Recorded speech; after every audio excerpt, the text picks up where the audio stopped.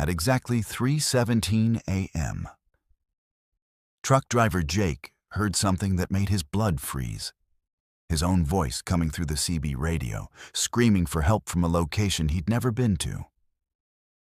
But Jake was alone in his cab, driving through the Nevada desert, and he hadn't touched his radio in hours. The voice on the frequency was begging someone to find his body before they came back, describing landmarks that didn't exist and mentioning a cargo he'd never hauled. When Jake tried to respond, his radio went dead. But the transmission continued on every frequency he tried.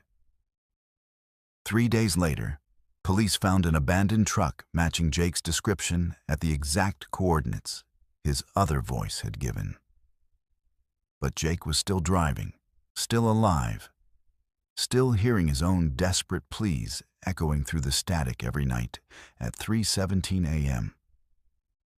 If you've ever experienced something that defied explanation on the road, share your story in the comments below and subscribe to Verified Fears for more true horror stories that will make you question everything you thought you knew about reality.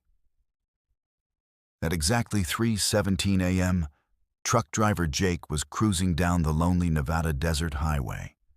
The only sound in his cab, the steady hum of the engine and the occasional crackle of his CB radio. The night was unusually still, the moon casting eerie shadows across the barren landscape.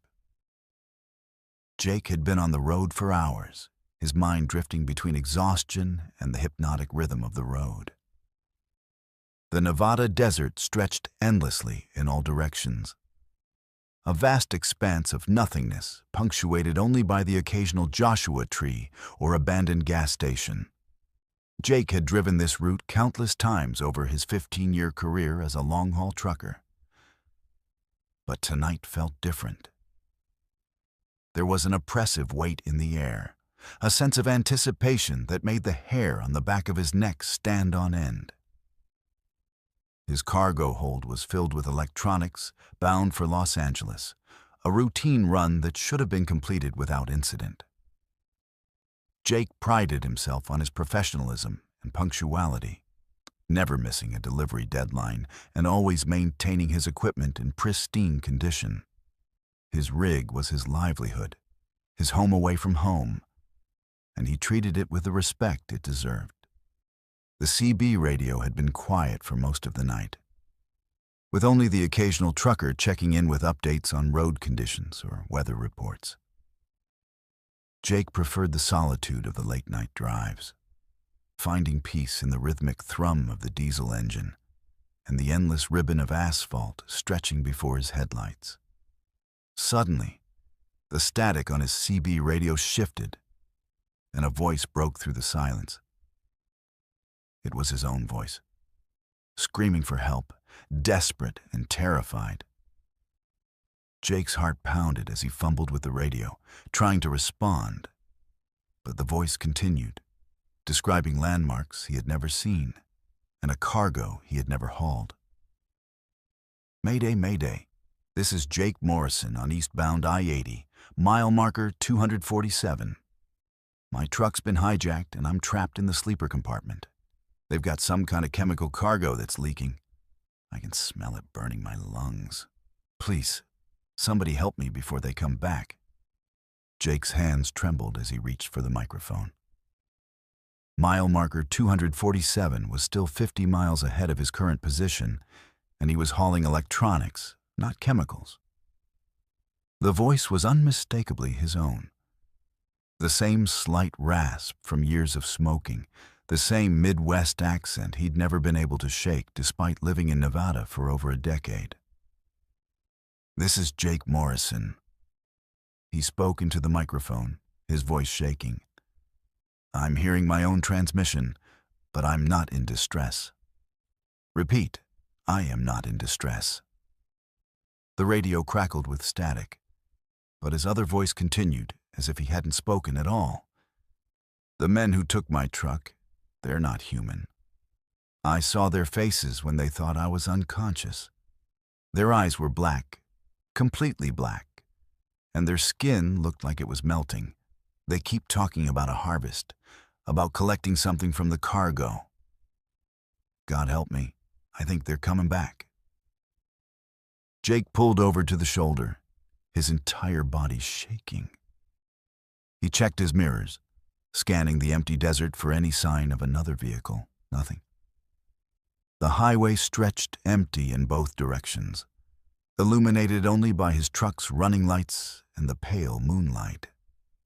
Confused and scared, Jake tried to shake off the feeling, telling himself it was a prank or some kind of interference.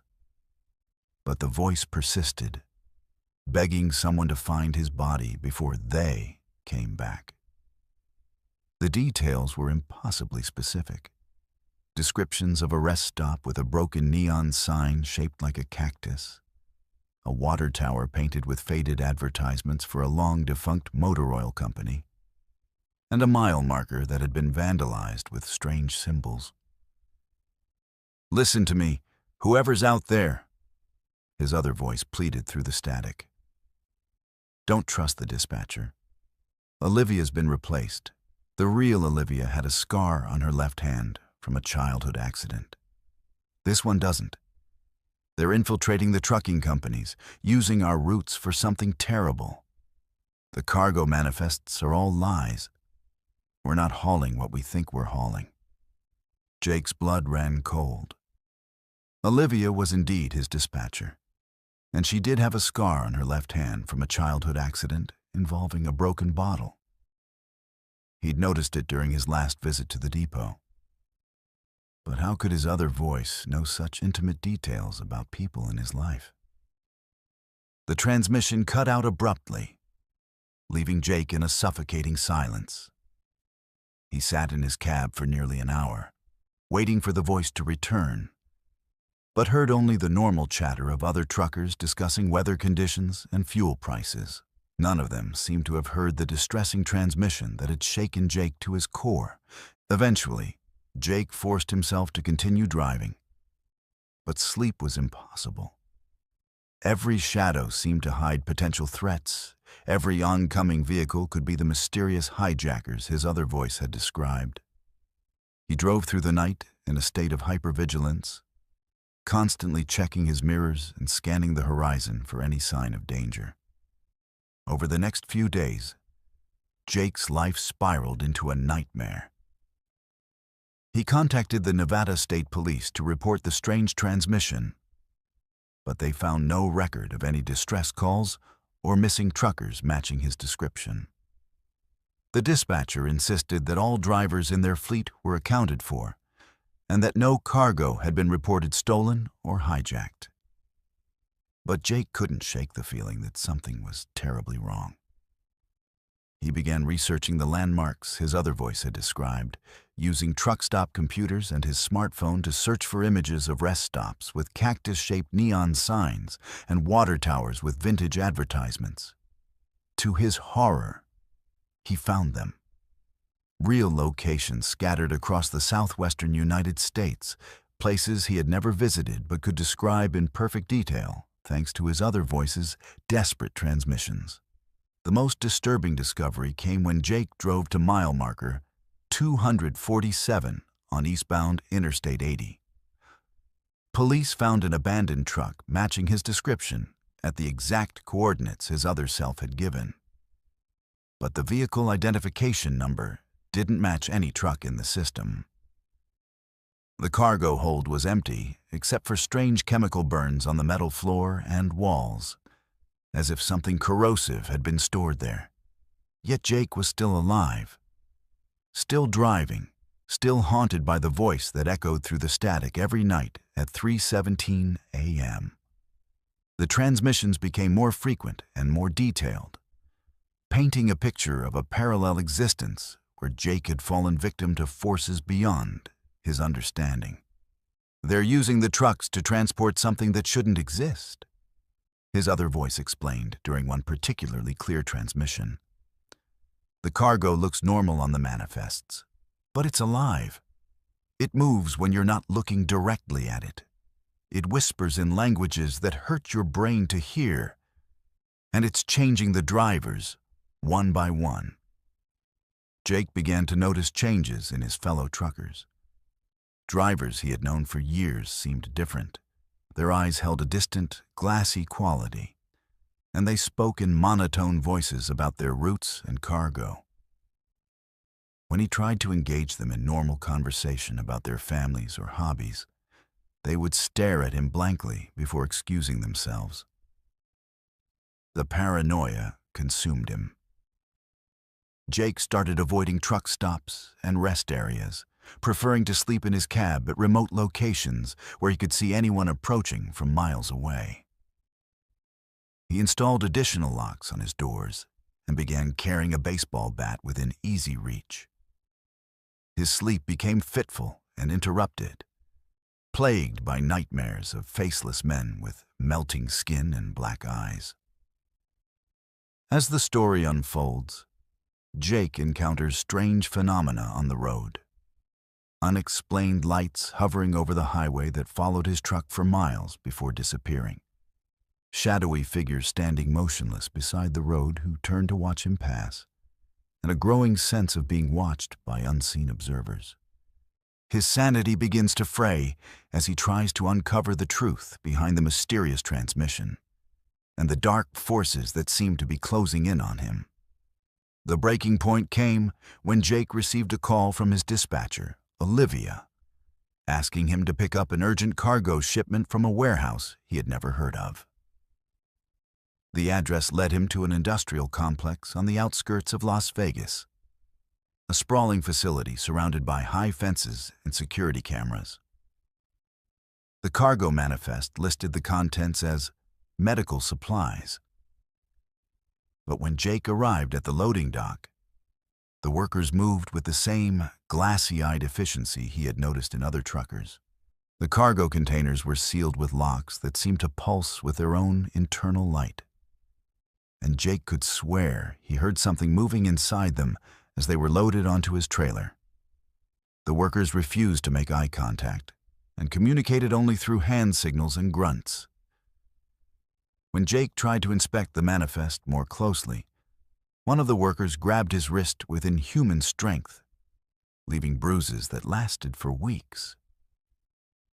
"You don't need to know what's inside," the worker said in a voice that sounded like grinding metal.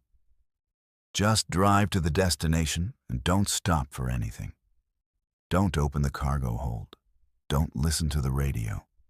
And whatever you do, don't look in your mirrors after midnight." Jake wanted to refuse the shipment, but found himself unable to speak or move. It was as if his body was no longer under his control. He watched helplessly as his hands signed the delivery paperwork, and his feet carried him back to his cab. Only when he was several miles away from the warehouse did he regain control of his actions. That night, at exactly 3:17 a.m., his other voice returned with a message that chilled him to the bone. "Jake, if you're hearing this, then they've gotten to you too. The cargo you're carrying isn't medical supplies. It's eggs, thousands of them, and they're about to hatch. You have maybe 6 hours before they break out of their containers and start looking for hosts. You need to get that truck as far away from populated areas as possible and find a way to destroy it before it's too late." Jake pulled over and ran to the back of his trailer, his hands shaking as he fumbled with the lock. The containers were warm to the touch and seemed to pulse with a rhythmic heartbeat.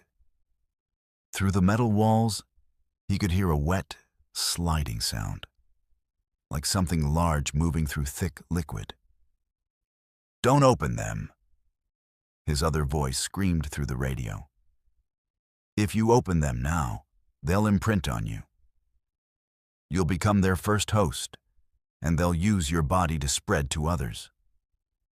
Drive to the coordinates I'm about to give you. There's an old mining pit filled with acid runoff. It's the only thing that can destroy them." The coordinates led Jake deep into the Nevada desert, to an abandoned copper mine that had been closed for decades due to environmental contamination. The pit was filled with a toxic soup of chemicals that glowed with an eerie green phosphorescence in the moonlight.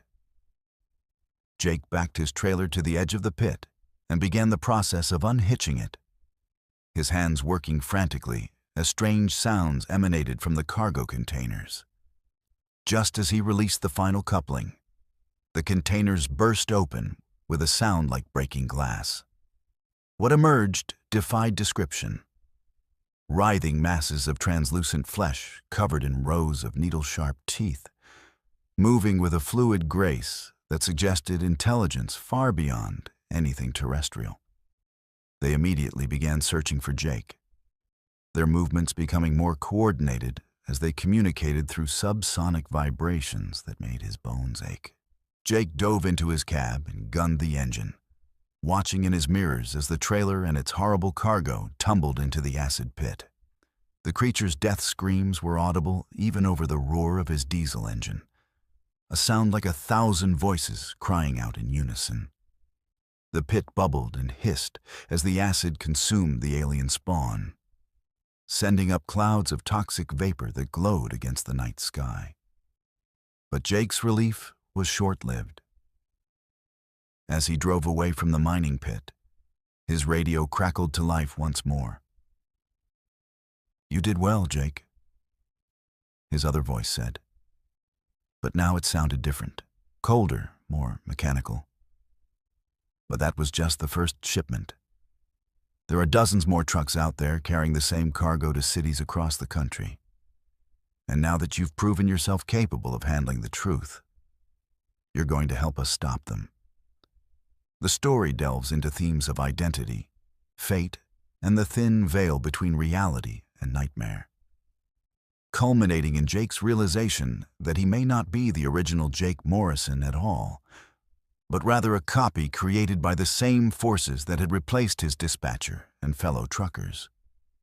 The midnight radio transmissions weren't coming from another version of himself, but from the real Jake Morrison, trapped in a parallel dimension and desperately trying to warn his replacement about the invasion taking place in their reality. As dawn broke over the Nevada desert, Jake Morrison, or the thing that believed itself to be Jake Morrison, continued driving toward his next destination, carrying orders that had been programmed into his synthetic memories. Behind him, the acid pit continued to bubble and smoke. But something had survived the chemical bath. Something that was already beginning to regenerate, to adapt, to evolve. The real Jake Morrison's voice continued to echo through the static, growing fainter with each transmission, as the barriers between dimensions slowly crumbled, and the harvest began in earnest. The highways of America had become conduits for an invasion that most people would never see coming, carried out by drivers who no longer remembered being human and cargo that defied every law of nature. If you've ever felt the road whisper secrets in the dead of night, if you've ever heard your own voice calling for help from places you've never been, then you know that some transmissions are more than just radio interference. They're warnings from those who came before, desperate messages from the spaces between realities, where the original Jake Morrison and countless others wait in the static, hoping someone will hear their cries and understand the terrible truth about what travels our highways after midnight. Let's move to our second story. The sun had already disappeared behind the rolling hills of Tennessee when James pulled his 18-wheeler into the gravel lot of the Mountain View Rest Area. After 14 hours of driving through winding mountain roads, his body ached and his eyes burned from the strain of navigating the treacherous curves that snaked through the Appalachian foothills. The rest area was one of those forgotten places that seemed frozen in time, with weathered picnic tables, rusted trash cans, and a single flickering street light that cast long shadows across the cracked asphalt. James had been hauling freight for nearly 2 decades, and he prided himself on knowing every truck stop, rest area, and safe haven between Atlanta and Pittsburgh. This particular stop wasn't on any official maps or trucking guides. but veteran drivers whispered about it in CB radio conversations. A place where you could park for the night without being hassled by state troopers or lot lizards looking to make a quick buck. It was isolated enough to guarantee peace and quiet, nestled between two steep ridges that blocked out most of the noise from the interstate below. The October air carried the crisp bite of autumn, and James could smell wood smoke drifting down from the scattered cabins that dotted the mountainside. He'd always found something comforting about these remote Appalachian communities, where people still lived by the old ways and minded their own business. It was a stark contrast to the bustling cities where he made most of his deliveries, places where everyone seemed to be in a hurry, and nobody had time for a friendly conversation. As James performed his routine post-drive inspection, checking tire pressure and securing his load of construction materials bound for a job site in West Virginia, he noticed another vehicle in the lot. A beat-up pickup truck sat at the far end of the rest area, its rusted body barely visible in the dim light. The truck looked like it had been there for hours, maybe even days, with leaves scattered across its windshield and what appeared to be a thick layer of dust coating its faded blue paint. Something about the abandoned vehicle made James uneasy, though he couldn't quite put his finger on why. Perhaps it was the way it sat at an odd angle, as if it had been parked hastily, or the fact that one of its doors hung slightly ajar. He'd learned to trust his instincts over the years, and right now they were telling him that something wasn't right about this place. James decided to investigate, thinking that perhaps someone needed help. Breakdowns were common in these mountain areas, where cell phone service was spotty and the nearest tow truck might be hours away.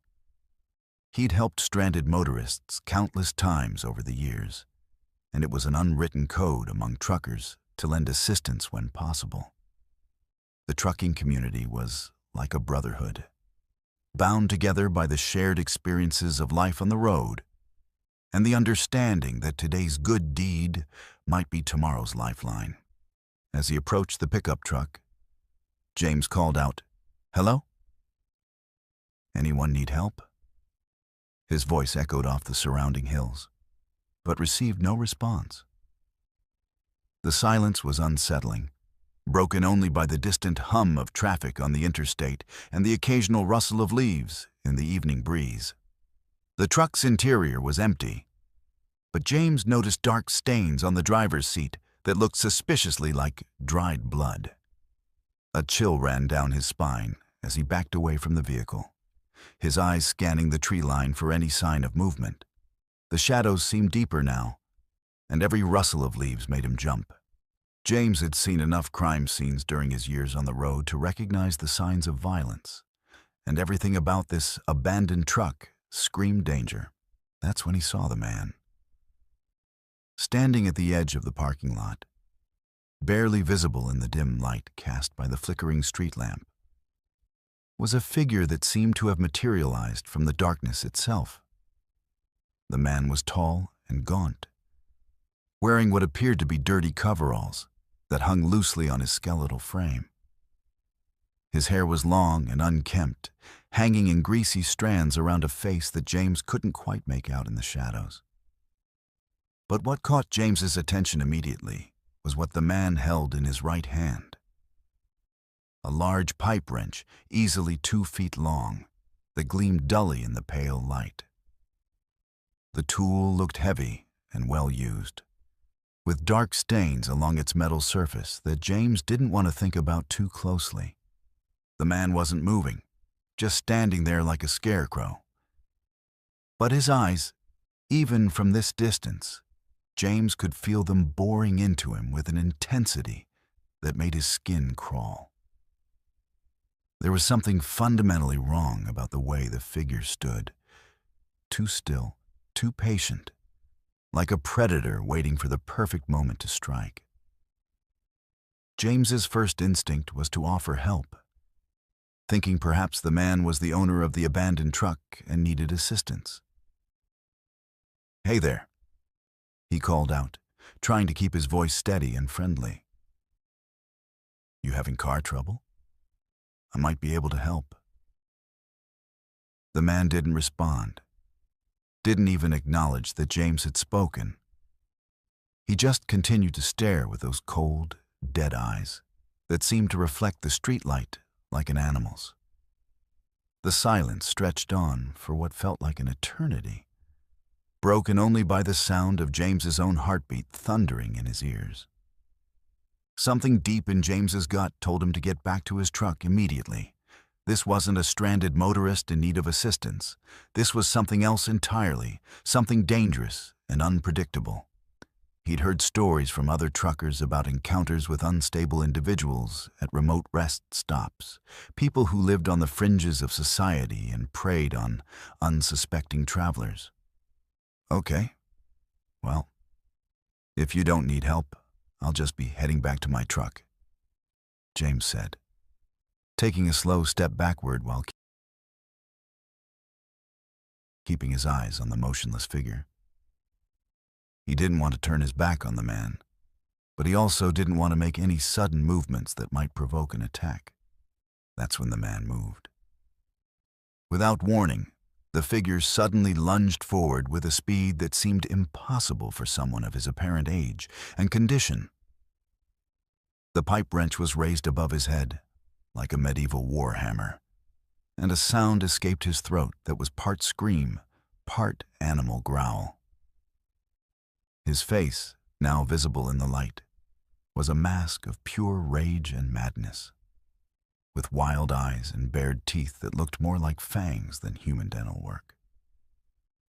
James's military training from his younger days kicked in, and he spun around and ran toward his truck with every ounce of speed he could muster. Behind him, he could hear the man's footsteps pounding against the gravel, accompanied by that inhuman howling that raised every hair on the back of his neck. The sound of the heavy wrench cutting through the air was audible even over his own labored breathing. The distance to his truck seemed to stretch on forever, like something out of a nightmare where you run and run, but never seem to get any closer to safety. James could feel the man gaining on him, could almost feel the cold metal of the wrench whistling past his head. His lungs burned and his legs felt like lead, but the adrenaline coursing through his system kept him moving. Just as James reached his cab and grabbed the door handle, he felt something brush against his back, the wrench missing him by mere inches and striking the side of his truck with a resounding clang that echoed through the mountains. The impact left a significant dent in the metal paneling, a testament to the incredible force behind the blow. James threw himself into the driver's seat and slammed the door shut, his hands shaking as he fumbled for the lock. Through the window, he could see the man standing just outside, still holding the wrench and staring at him with those terrible eyes. The attacker began pounding on the door with the tool, each blow sending vibrations through the entire cab and spiderwebbing the safety glass. The assault continued for what felt like hours, but was probably only minutes, with the man circling the truck and striking it repeatedly while screaming incoherently. James tried to start the engine, but his hands were shaking so badly that he kept missing the ignition switch. The sound of metal on metal was deafening, and James was certain that the man would eventually break through one of the windows and drag him out into the darkness. Finally, James managed to get the engine started and threw the transmission into gear. As the truck lurched forward, he saw the man in his rearview mirror, still standing in the parking lot and watching him leave. Even as the distance increased, James could see that terrible figure silhouetted against the street light, motionless once again, but somehow even more menacing in his stillness. James drove non-stop for 50 miles, his heart pounding and his hands gripping the steering wheel so tightly that his knuckles turned white. Every shadow on the roadside looked like a potential threat. Every oncoming vehicle could be the madman somehow following him. The rationale part of his mind knew that the man couldn't possibly have kept up with a semi-truck, but the primal fear that had taken hold of him wasn't interested in logic. When he finally felt safe enough to stop at a well-lit truck stop with plenty of other vehicles around, James called the Tennessee State Police to report the incident. The dispatcher took his statement seriously and promised to send a patrol car to investigate the rest area. But James had a sinking feeling that they wouldn't find anything. "Sir, can you describe the individual who attacked you?" the dispatcher asked. James tried to put into words what he had seen. But how do you describe someone who seemed more like a force of nature than a human being? He was tall, maybe 6'2" or 6'3", wearing dirty coveralls, long, greasy hair. But it was his eyes that really got to me. They were completely empty, like looking into a void. And he moved wrong, you know? Too fast, too aggressive, like he wasn't quite human. The dispatcher assured James that they would investigate thoroughly and advised him to seek medical attention if he felt he needed it. But James knew that no doctor could treat what was really wrong with him. The knowledge that there were people out there who existed outside the normal boundaries of human behavior, predators who lurked in the shadows waiting for unsuspecting victims. 3 hours later, the state police called James back with an update that chilled him to the bone. They had found the rest area exactly as he had described it, complete with the abandoned pickup truck and the dents in the gravel where the struggle had taken place, but there was no sign of the man with the wrench. The truck was registered to a Harold Wickham, age 67, who was reported missing by his family 3 weeks ago. The officer explained. "We found evidence of a struggle inside the vehicle, including blood spatter that suggests foul play. But whoever did this is long gone." James realized with growing horror that he had likely encountered Harold Wickham's killer, someone who had been using the remote rest area as a hunting ground for unsuspecting travelers. The abandoned truck wasn't just evidence of a breakdown, it was a trophy, a reminder of a successful hunt. "Officer, you need to check the woods around that rest area," James said urgently. "I have a feeling you're going to find more than just one missing person." The investigation that followed would uncover the remains of 7 individuals buried in shallow graves throughout the surrounding forest. Victims who had made the fatal mistake of stopping at the Mountain View rest area over the past 2 years. The killer was never found, despite an extensive manhunt that involved multiple law enforcement agencies and search teams with tracking dogs. James never drove through Tennessee again without thinking about that night and the man with the wrench. He'd come within seconds of becoming another statistic, another missing person whose fate would remain a mystery to his family and friends. The incident changed him in ways that were hard to articulate. He became more cautious, more aware of his surroundings, and less trusting of isolated places that had once seemed peaceful and safe. Sometimes, late at night when he was driving through remote areas, James would catch a glimpse of a figure standing by the roadside, and his heart would race with the memory of those cold, dead eyes. He'd learned that evil could take many forms, but the most terrifying was when it looked human while being something else entirely. The Mountain View rest area was eventually closed by the state, and the access road was barricaded, but James knew that wouldn't stop someone like the man with the wrench. Predators like that simply moved on to new hunting grounds, new places where they could wait in the shadows for their next victim. And somewhere out there, in another forgotten rest area or abandoned truck stop, James was certain that the man was still waiting, still holding that blood-stained wrench, still searching for the next traveler who would make the mistake of offering help to a stranger in the darkness. The most disturbing part wasn't the violence or the near-death experience. It was the realization that if James had arrived just 10 minutes earlier or later, if he had parked in a different spot or taken a different route, he might never have seen the danger until it was too late. The randomness of it all, the thin line between safety and horror, was what kept him awake during those long nights on the road. Because in the end, the most terrifying monsters aren't the ones in horror movies or urban legends. They're the ones that look like ordinary people until the moment they reveal their true nature. And by then, it's usually too late to run. Let's move to our third story.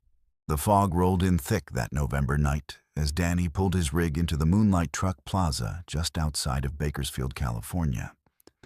He'd been driving for 16 straight hours, hauling a load of agricultural equipment from Phoenix to Sacramento, and his eyelids felt like sandpaper against his eyes. The truck stop was one of those 24-hour operations that catered to the endless stream of long-haul drivers who kept America's supply chains moving, complete with diesel pumps, a diner that served coffee strong enough to wake the dead, and a small convenience store stocked with energy drinks and questionable hot dogs. Danny had been trucking for 12 years, ever since his discharge from the Army, and he'd developed a sixth sense about people and places that didn't feel right. Tonight, that sense was screaming at him. But exhaustion overruled caution.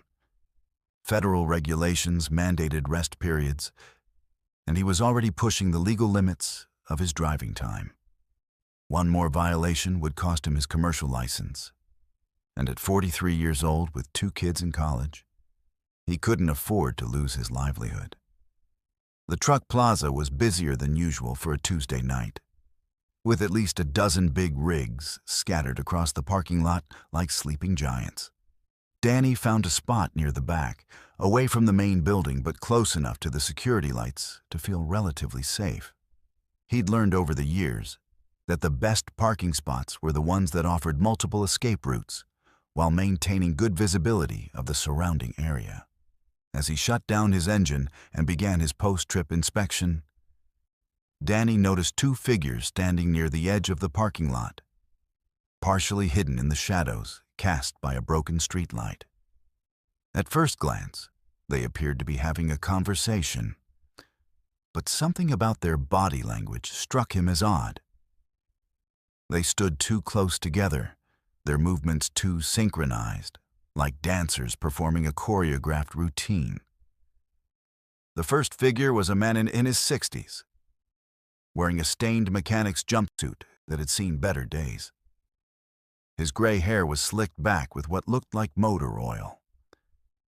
And even from a distance, Danny could see the man's hands moving in strange, repetitive gestures. The second figure was harder to make out.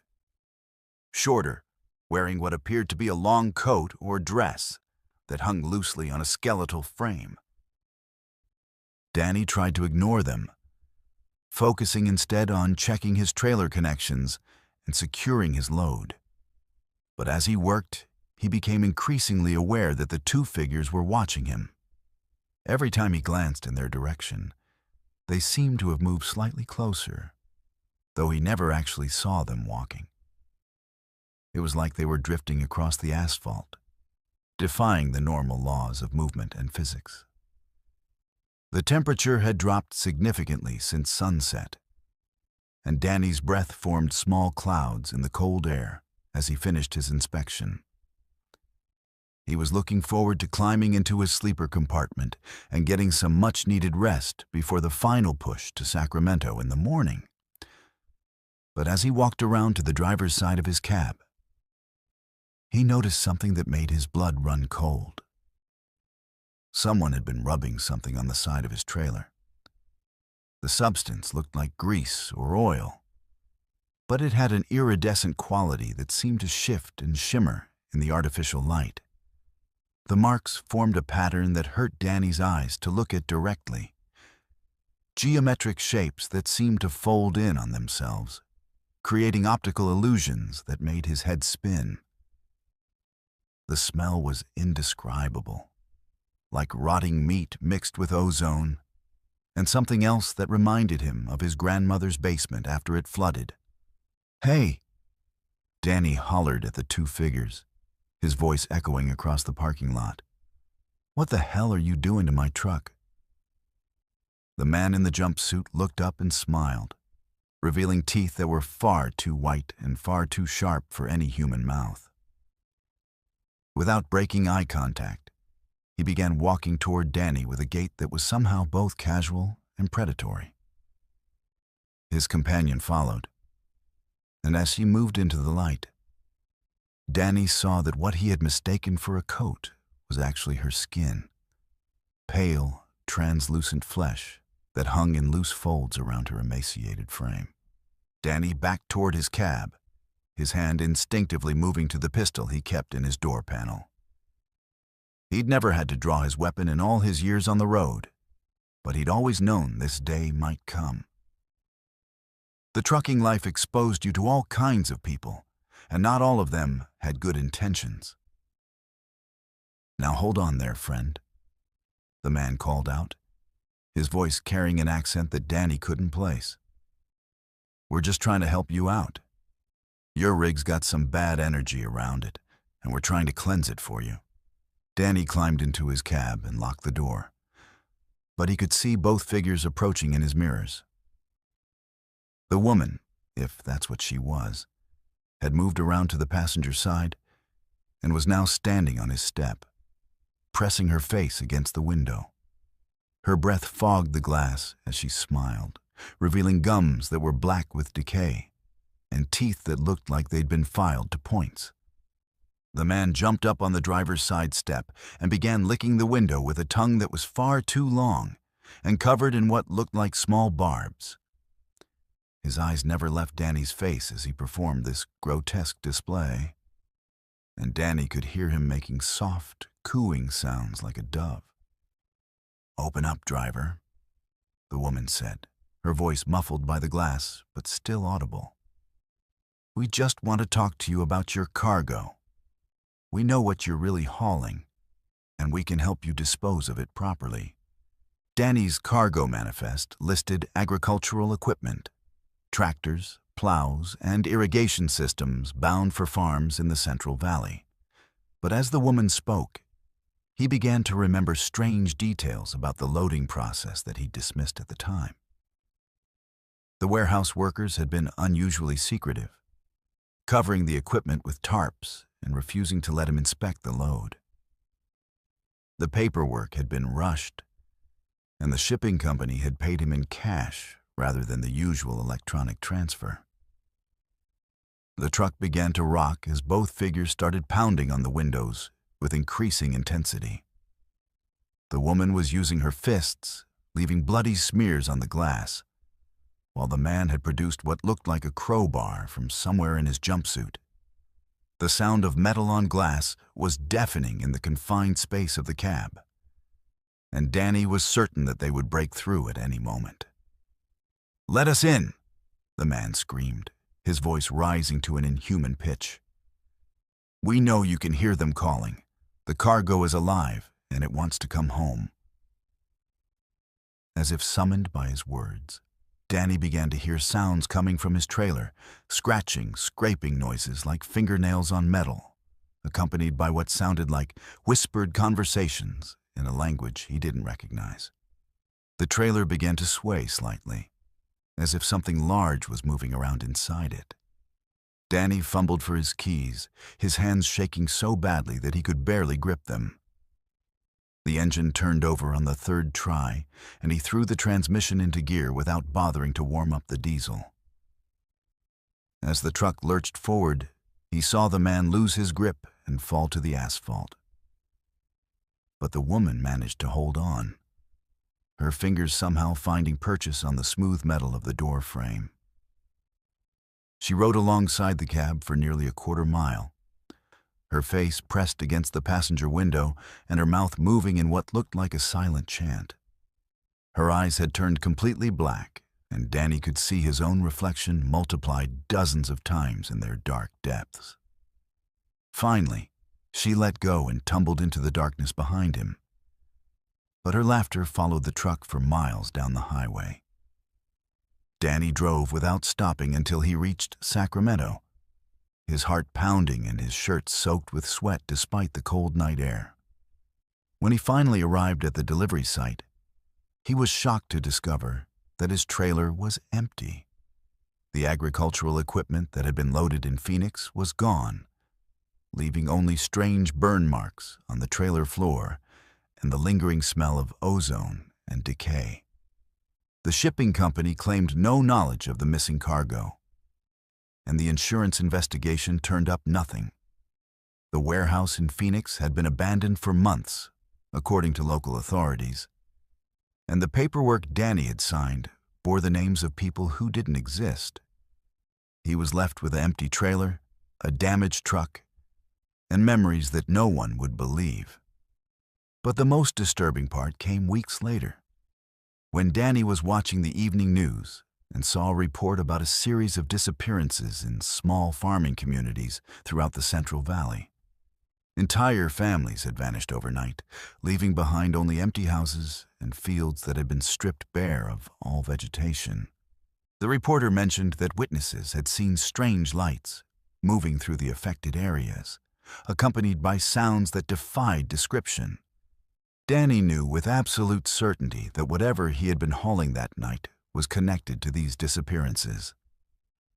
The woman and her companion hadn't been trying to rob him. They'd been trying to stop something far worse from reaching its destination.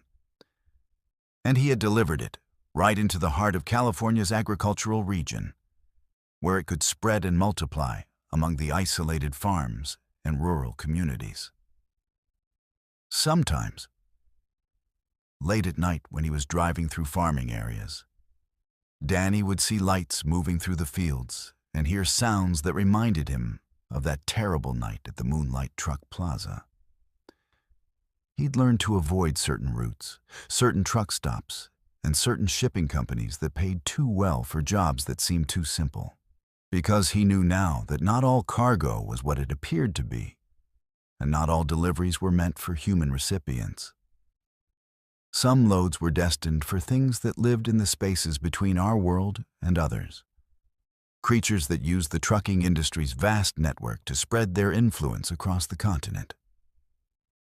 And somewhere out there, the woman with the translucent skin and her companion were still waiting, still trying to intercept shipments that should never reach their destinations.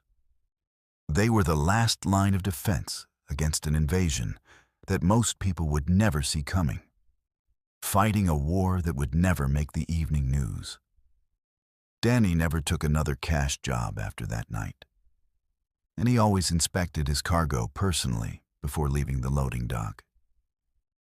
But he knew that his vigilance might not be enough, because the enemy had learned to hide in plain sight, using the very systems that kept society functioning to spread their corruption across the land. The highway never sleeps, and neither do the things that use it to travel between worlds. Let's move to our fourth story. The headlights of Rick's Peterbilt cut through the pre-dawn darkness as he navigated the winding two-lane highway through rural Montana. It was 4:30 a.m. on a Tuesday in late September, and the world felt empty except for the steady rumble of his diesel engine and the occasional deer that would dart across the road like gray phantoms. Rick had been driving this route for 8 years, hauling lumber from the mills in Missoula to construction sites in Denver. And he knew every curve, every hill, and every mile marker by heart. The stretch of highway he was currently traveling was particularly desolate. 30 miles of asphalt cutting through dense pine forests and rolling meadows, with no towns, no gas stations, and no cell phone coverage. It was the kind of road where you could drive for hours without seeing another vehicle, where the silence was so complete that it seemed to press against your eardrums like a physical weight. Rick preferred these lonely highways to the busy interstates where you had to constantly watch for aggressive drivers and road rage incidents. Out here, the only dangers were wildlife, weather, and the occasional drunk driver weaving home from a bar in some forgotten town. He'd learned to appreciate the solitude, using the quiet hours to think about his life, his family, and his plans for retirement in a few years. But tonight felt different somehow. there was a tension in the air that Rick couldn't quite identify, a sense of anticipation that made the hair on his arms stand up. The forest seemed darker than usual, the shadows between the trees deeper and more impenetrable. Even the wildlife was behaving strangely. He'd seen several deer standing motionless beside the road, their eyes reflecting his headlights, but their bodies frozen in unnatural poses. Rick was about 15 miles from the nearest town when he saw something in the road ahead that made him ease off the accelerator and lean forward in his seat. At first, he thought it might be another deer, but as his headlights illuminated the object more clearly, he realized it was something far more disturbing. There, sprawled across both lanes of the highway, was what appeared to be a human body. Rick's military training from his younger days kicked in, and he began scanning the area for potential threats while simultaneously slowing his rig. Ambushes were rare on American highways, but not unheard of, and the isolated location made this situation particularly dangerous. He reached for his CB radio to call for help, but remembered that he was in a dead zone where no signals could get through. As he got closer, Rick could see that the figure was lying face down in an unnatural position, arms and legs splayed at odd angles that suggested either severe injury or death. The person appeared to be wearing dark clothing, possibly jeans and a jacket, but it was difficult to make out details in the harsh glare of his headlights. Rick brought his truck to a complete stop about 50 feet from the body, leaving his engine running and his headlights trained on the scene. He grabbed his flashlight and his pistol from the door panel, then stepped out of the cab to investigate. The night air was cold and still, carrying the scent of pine needles and something else. A metallic smell that reminded him of blood. "Hello?" Rick called out as he approached the figure. "Are you okay? Do you need help?" There was no response, no movement, no sign of life. Rick moved closer, his flashlight beam dancing across the asphalt as he tried to get a better look at what he was dealing with. The closer he got, the more wrong everything seemed. The body was positioned too perfectly, too deliberately, as if someone had carefully arranged it for maximum visual impact. The limbs were spread in a pattern that almost looked ritualistic, and there were no skid marks on the road to suggest a vehicle accident.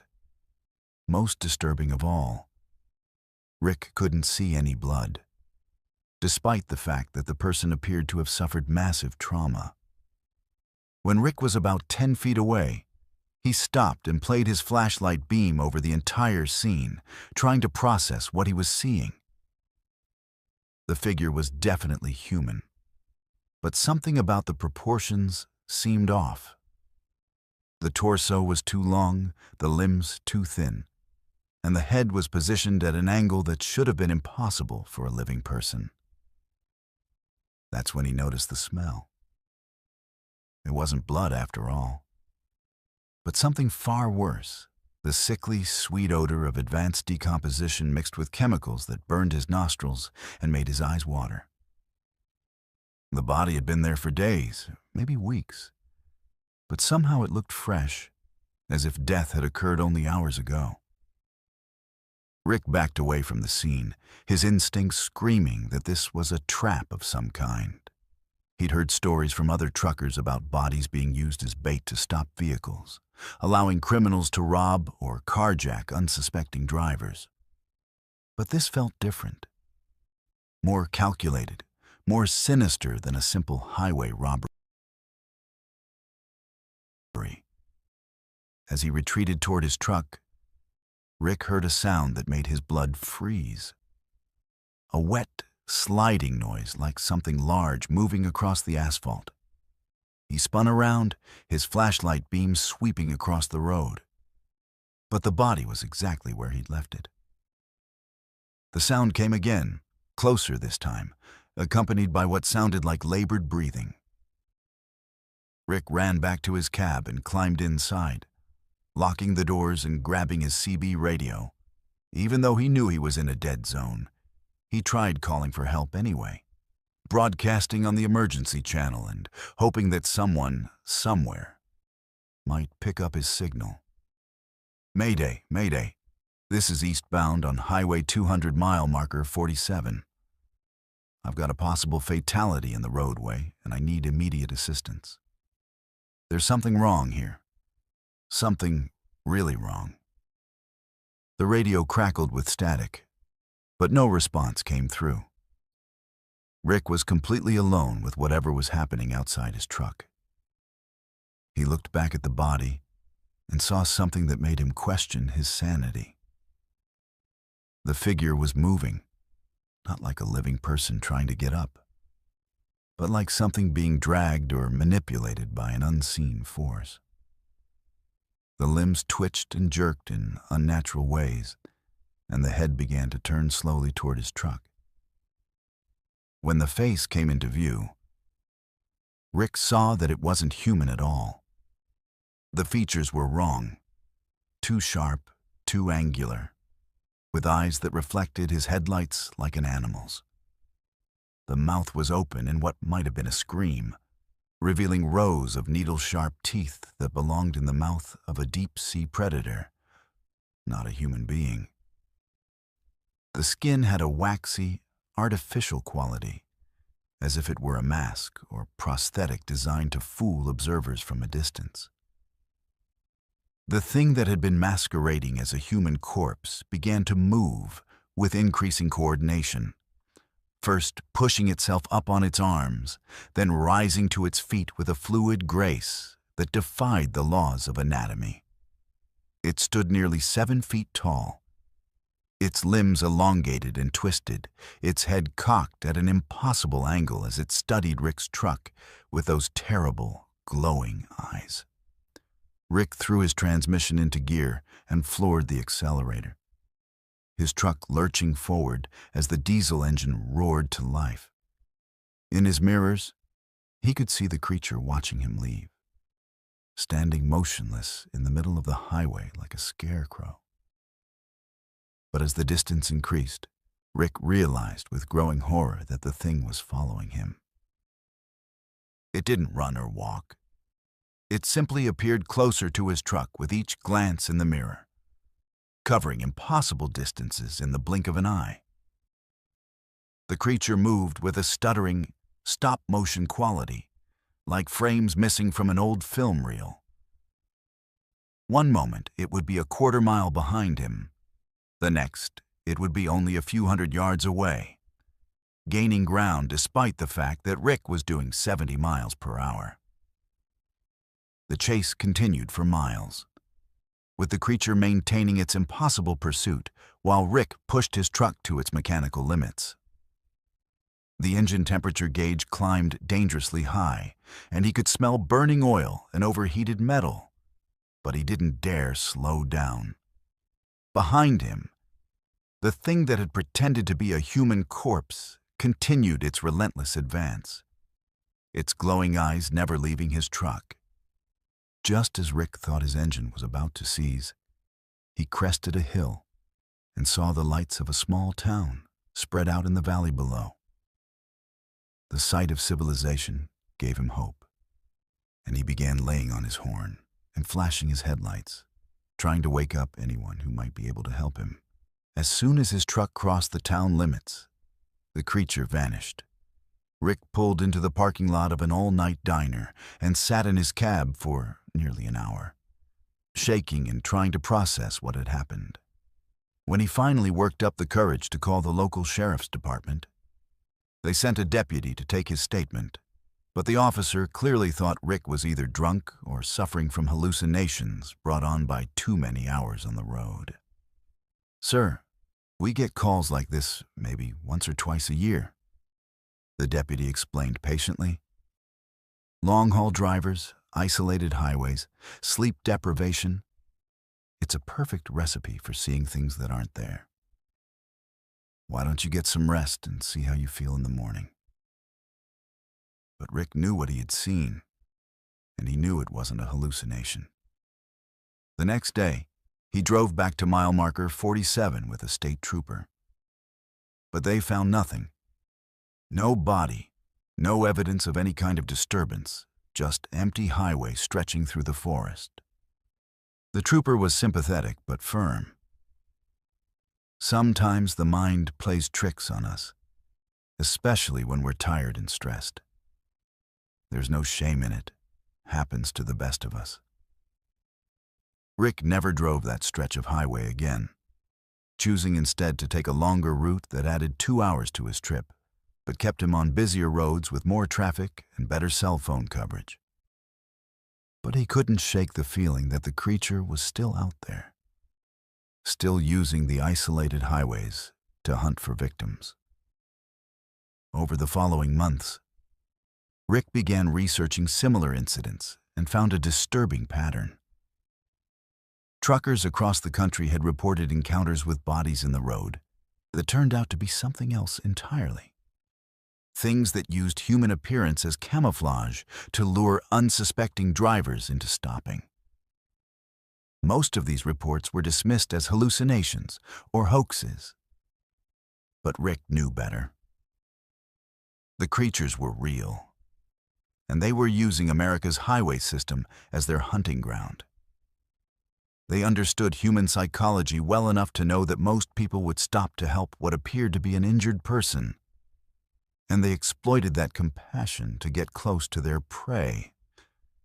Rick started carrying more weapons in his truck and installed additional lighting and communication equipment. He also began sharing his story with other drivers, warning them about the dangers of stopping for bodies in the road, especially on isolated highways where help was far away.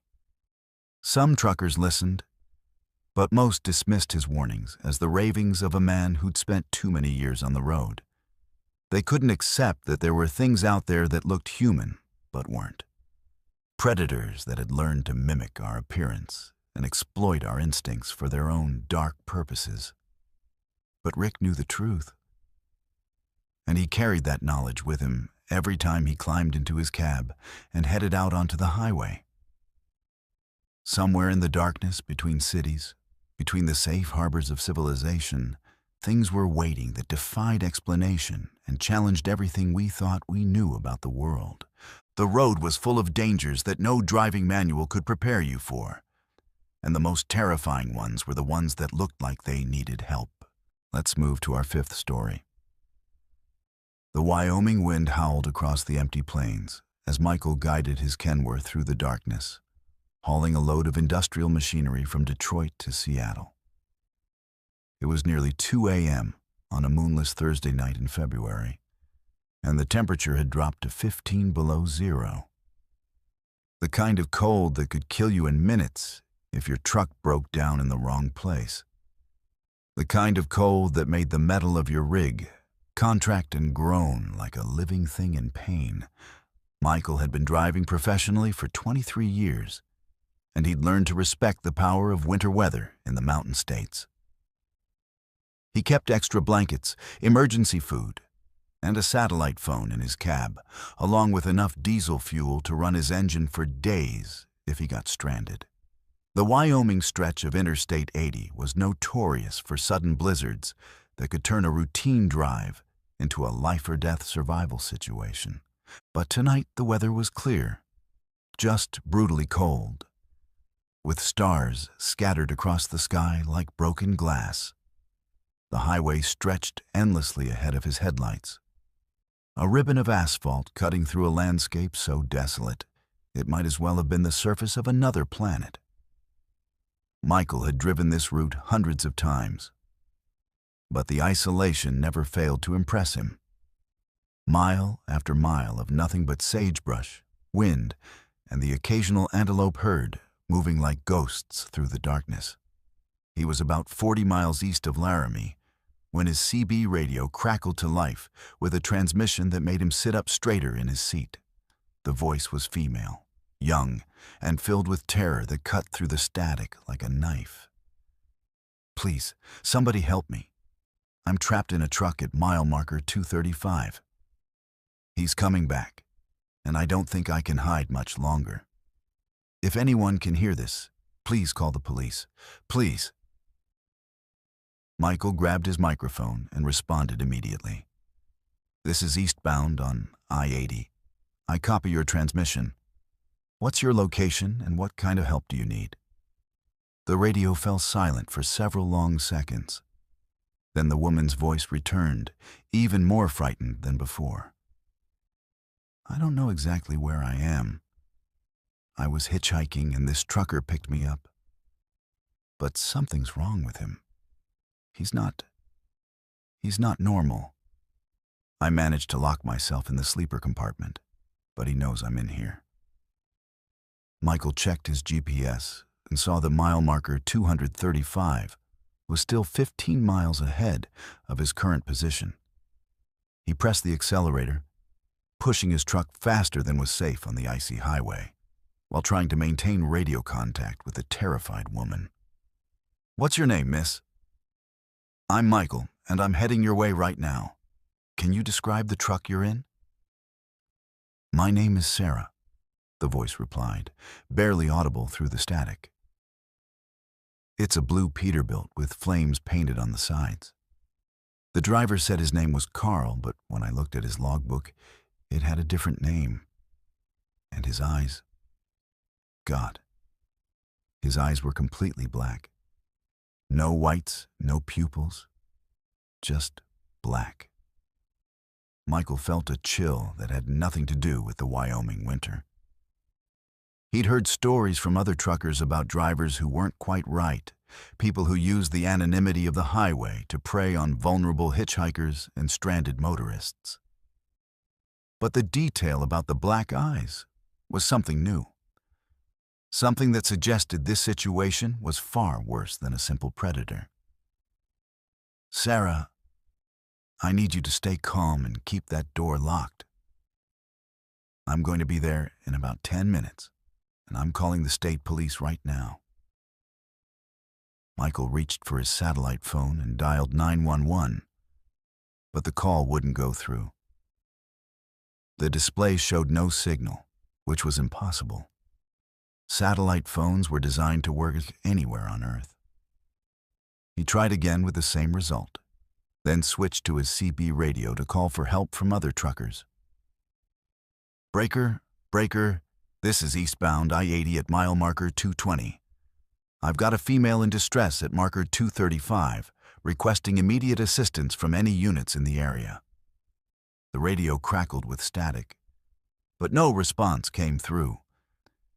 It was as if every communication device in his truck had suddenly stopped working, leaving him completely cut off from the outside world. Sarah's voice returned, more panicked than before. "He's back. He's trying to get into the sleeper. Oh God, he's not using the door handle. He's doing something to the metal. It's bending like it's made of clay." Michael could hear sounds in the background of Sarah's transmission. A low humming noise, like an electrical transformer, accompanied by what sounded like metal being twisted and reshaped. The sounds were unlike anything he'd ever heard, mechanical yet organic, as if the truck itself was being transformed by some impossible force. "Sarah, can you see anything? Is there a weapon in the sleeper you can use to defend yourself?" "There's a crowbar under the bunk, but I don't think it would help. Michael, this thing isn't human. I can see its shadow through the curtain, and it's too tall, too thin.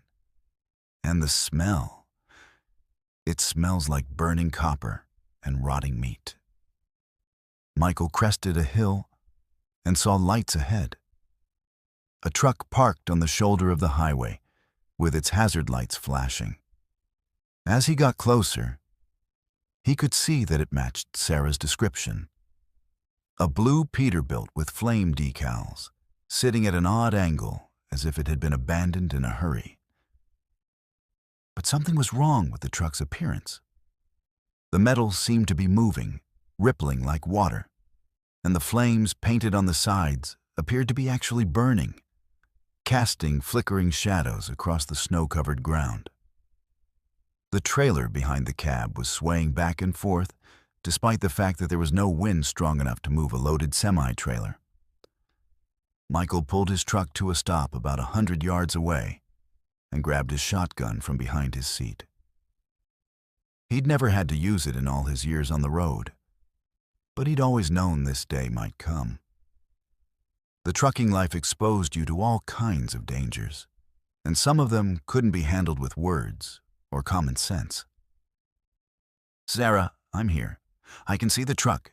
I'm coming to get you out." "No!" Sarah's voice screamed through the radio. "Don't come closer. It's not just the driver. The whole truck is wrong. It's alive somehow, and it's hungry.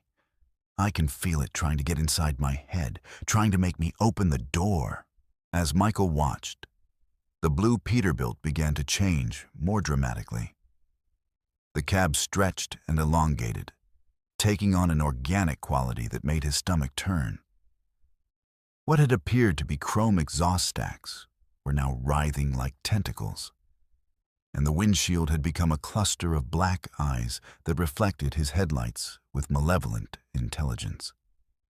The thing that had been masquerading as a truck turned toward Michael's position, and he could see that the grille had transformed into a mouth filled with rows of metallic teeth. The headlights pulsed with a rhythm that reminded him of a heartbeat, and the diesel engine's rumble had become something closer to a growl. "Sarah, where are you in that thing? I need to know exactly where you are so I can get you out." "I'm in the sleeper compartment, but it's changing too. The walls are getting softer, and I can feel them pressing in on me." "Michael, I don't think this is a truck at all. I think it's something that looks like a truck to fool people into getting close." Michael realized with growing horror that Sarah was right. The creature had evolved the perfect camouflage for hunting on America's highways. It appeared to be a normal semi-truck, complete with a human driver, allowing it to pick up hitchhikers and stranded motorists without arousing suspicion. By the time victims realized what they were dealing with, they were already trapped inside its body.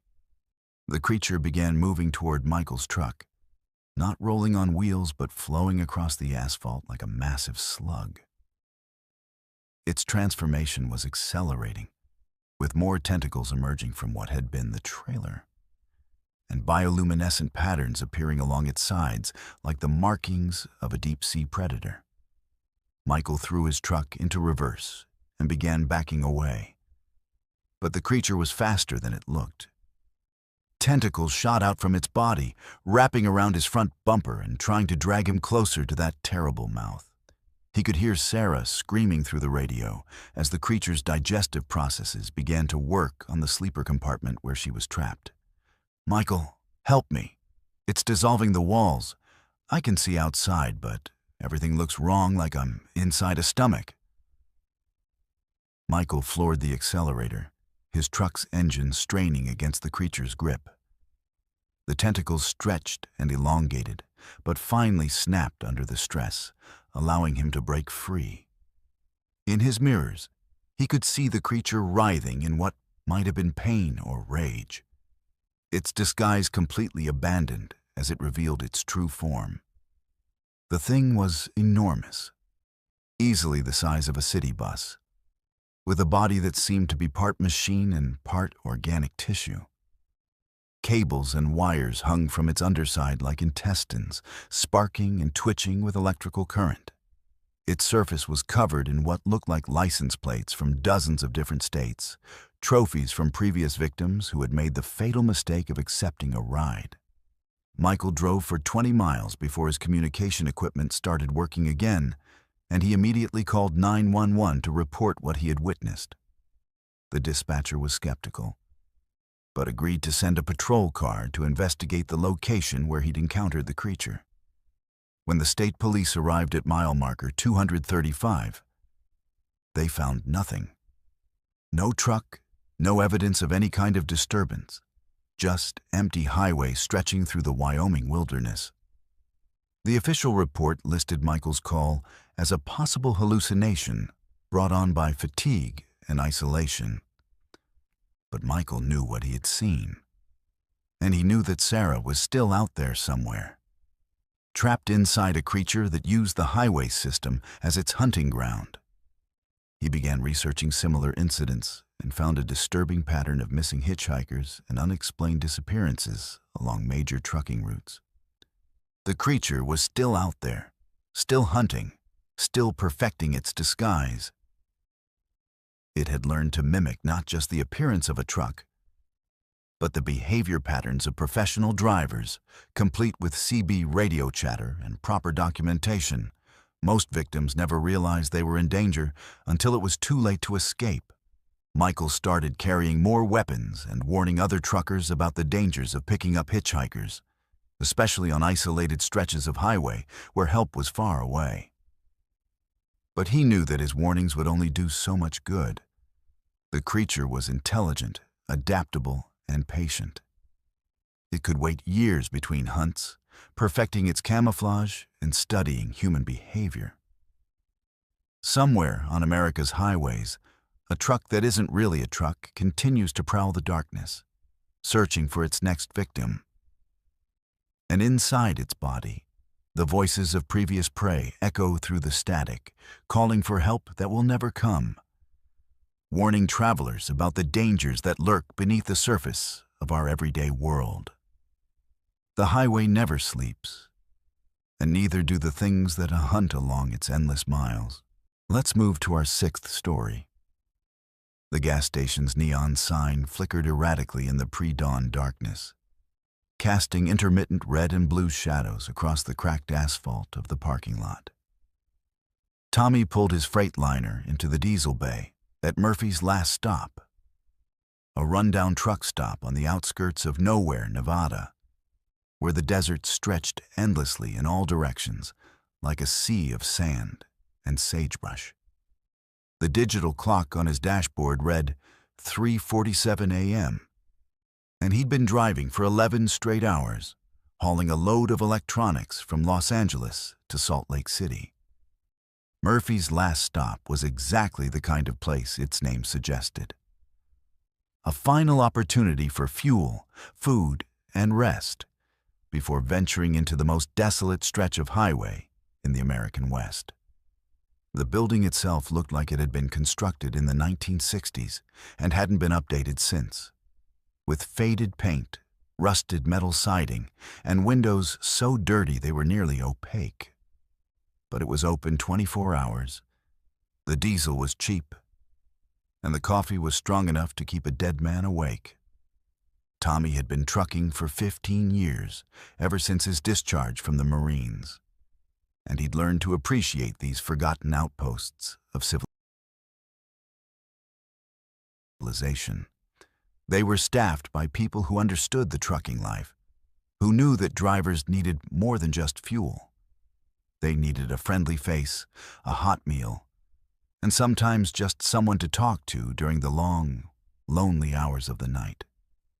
As he filled his tanks, Tommy noticed another truck pulling into the lot. A newer Peterbilt with California plates, driven by someone who looked to be about his own age. The driver parked near the building and walked inside, moving with the slightly stiff gait of someone who'd been sitting behind the wheel for too many hours. Tommy finished fueling and decided to go inside for coffee and a sandwich. Maybe strike up a conversation with a fellow road warrior. The interior of Murphy's Last Stop was a time capsule from a bygone era, with wood-paneled walls, vinyl booths that had seen better decades, and a jukebox that probably still played 45 RPM records. The fluorescent lights hummed and flickered overhead, casting harsh shadows that made everyone look pale and sickly. Behind the counter stood a middle-aged woman with graying hair and tired eyes, the kind of person who'd spent too many years working the night shift in places like this. The other trucker was standing at the coffee station, filling a large styrofoam cup with what looked like motor oil. Tommy approached and nodded in greeting, following the unwritten code of the road that said truckers should acknowledge each other, even if they were strangers. Long night? Tommy asked, reaching for his own cup. The other driver looked up and smiled, but something about his expression made Tommy's skin crawl. The man's eyes were too bright, too intense, and his smile revealed teeth that seemed too white and too sharp. When he spoke, his voice had a quality that reminded Tommy of fingernails on a chalkboard. "Every night's a long night out here," the man replied. "But I don't mind. I enjoy the solitude, the darkness. It gives me time to think about my work." There was something in the way he said work that made Tommy uncomfortable, as if the word carried implications that went far beyond simple freight hauling. The man extended his hand in greeting, and Tommy noticed that his fingers were unusually long and pale, with nails that looked more like claws. "Name's Carl," the stranger said. "Carl Wickham. I've been driving these roads for more years than I care to count." Tommy shook the offered hand and immediately regretted it.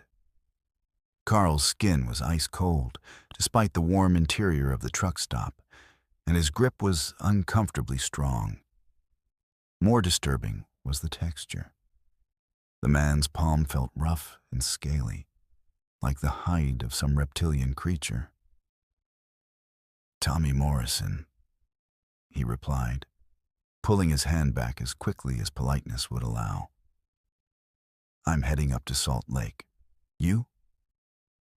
Carl's smile widened, revealing even more of those unnaturally sharp teeth. "Oh, I go wherever the road takes me. I'm not particular about destinations. It's the journey that matters, don't you think? The people you meet along the way." The conversation continued for several more minutes, but Tommy found himself growing increasingly uneasy. Carl spoke in riddles and half-statements, always seeming to imply more than he actually said.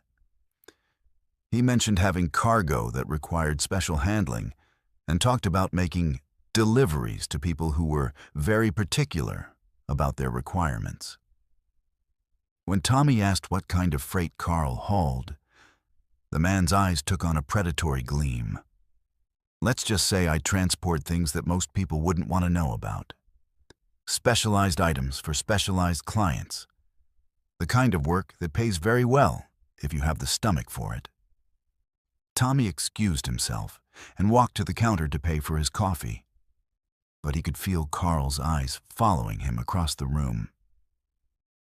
The cashier, whose name tag identified her as Dolores, rang up his purchase with the mechanical efficiency of someone who'd performed the same task thousands of times. "You be careful out there, honey," Dolores said quietly, glancing toward Carl. "That one's been coming in here for months, always alone, always asking questions about other drivers.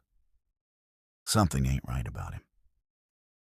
Tommy nodded and headed for the door, but Carl intercepted him near the exit.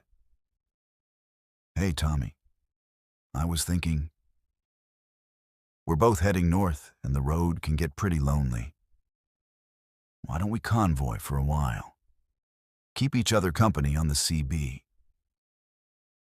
Every instinct Tommy possessed was screaming at him to refuse, but he didn't want to seem rude or paranoid.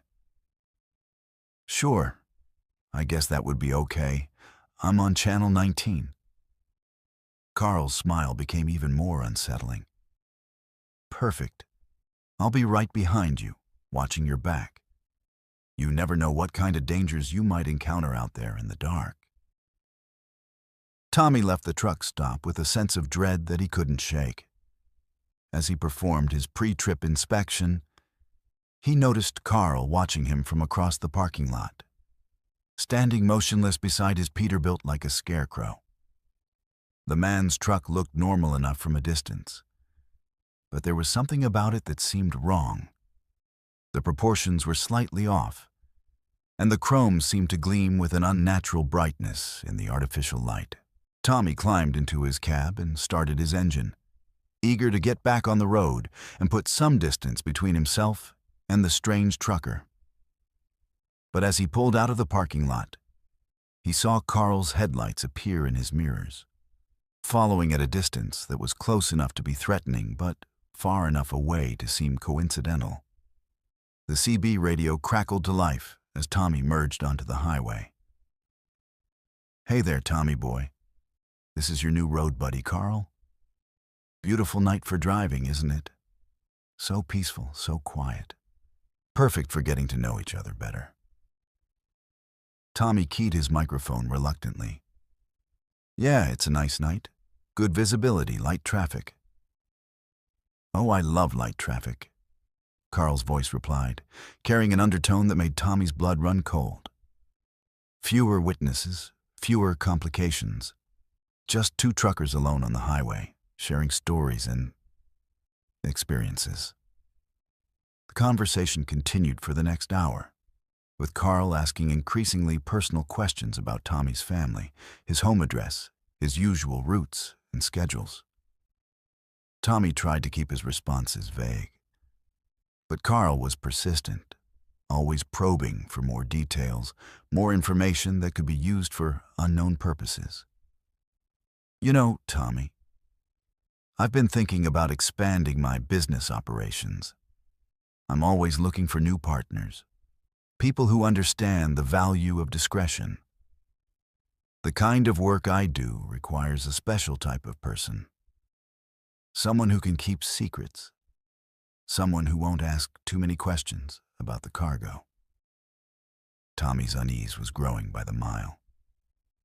"What exactly do you haul, Carl? You keep talking about specialized cargo, but you never say what it is." Carl's laughter came through the radio like the sound of breaking glass. "Let's just say I transport items that are very much in demand, but difficult to obtain through conventional channels.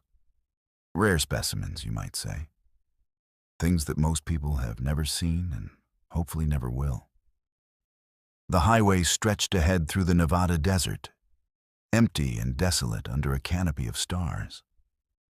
Tommy realized that he was completely alone with this strange man, miles from the nearest town, with no cell phone coverage and no way to call for help if the situation went bad. Carl's truck continued to follow at the same distance, its headlights like predatory eyes in Tommy's mirrors. "You seem nervous, Tommy," Carl's voice observed. "Your driving's getting a little erratic. Maybe you should pull over and take a break. I know a perfect spot just ahead, very private, very secluded. We could have a face-to-face conversation, really get to know each other." Tommy's hands tightened on the steering wheel. "I'm fine, thanks. I want to make some more miles before I stop." "Oh, but I insist," Carl replied. And now his voice had taken on a commanding tone that seemed to bypass Tommy's conscious mind and speak directly to his nervous system. "There's a rest area at mile marker 127. You're going to pull over there and we're going to have a little chat about your future." Despite every rational thought in his head telling him not to, Tommy found himself slowing down as he approached mile marker 127. There was indeed a rest area there. A small, poorly lit parking area with a few picnic tables and a restroom building that looked like it hadn't been maintained in years. His truck seemed to be steering itself toward the exit ramp, as if his hands were no longer under his own control. Tommy fought against the compulsion, gripping the steering wheel so tightly that his knuckles turned white. With tremendous effort, he managed to keep his truck on the highway, but the struggle left him exhausted and shaking.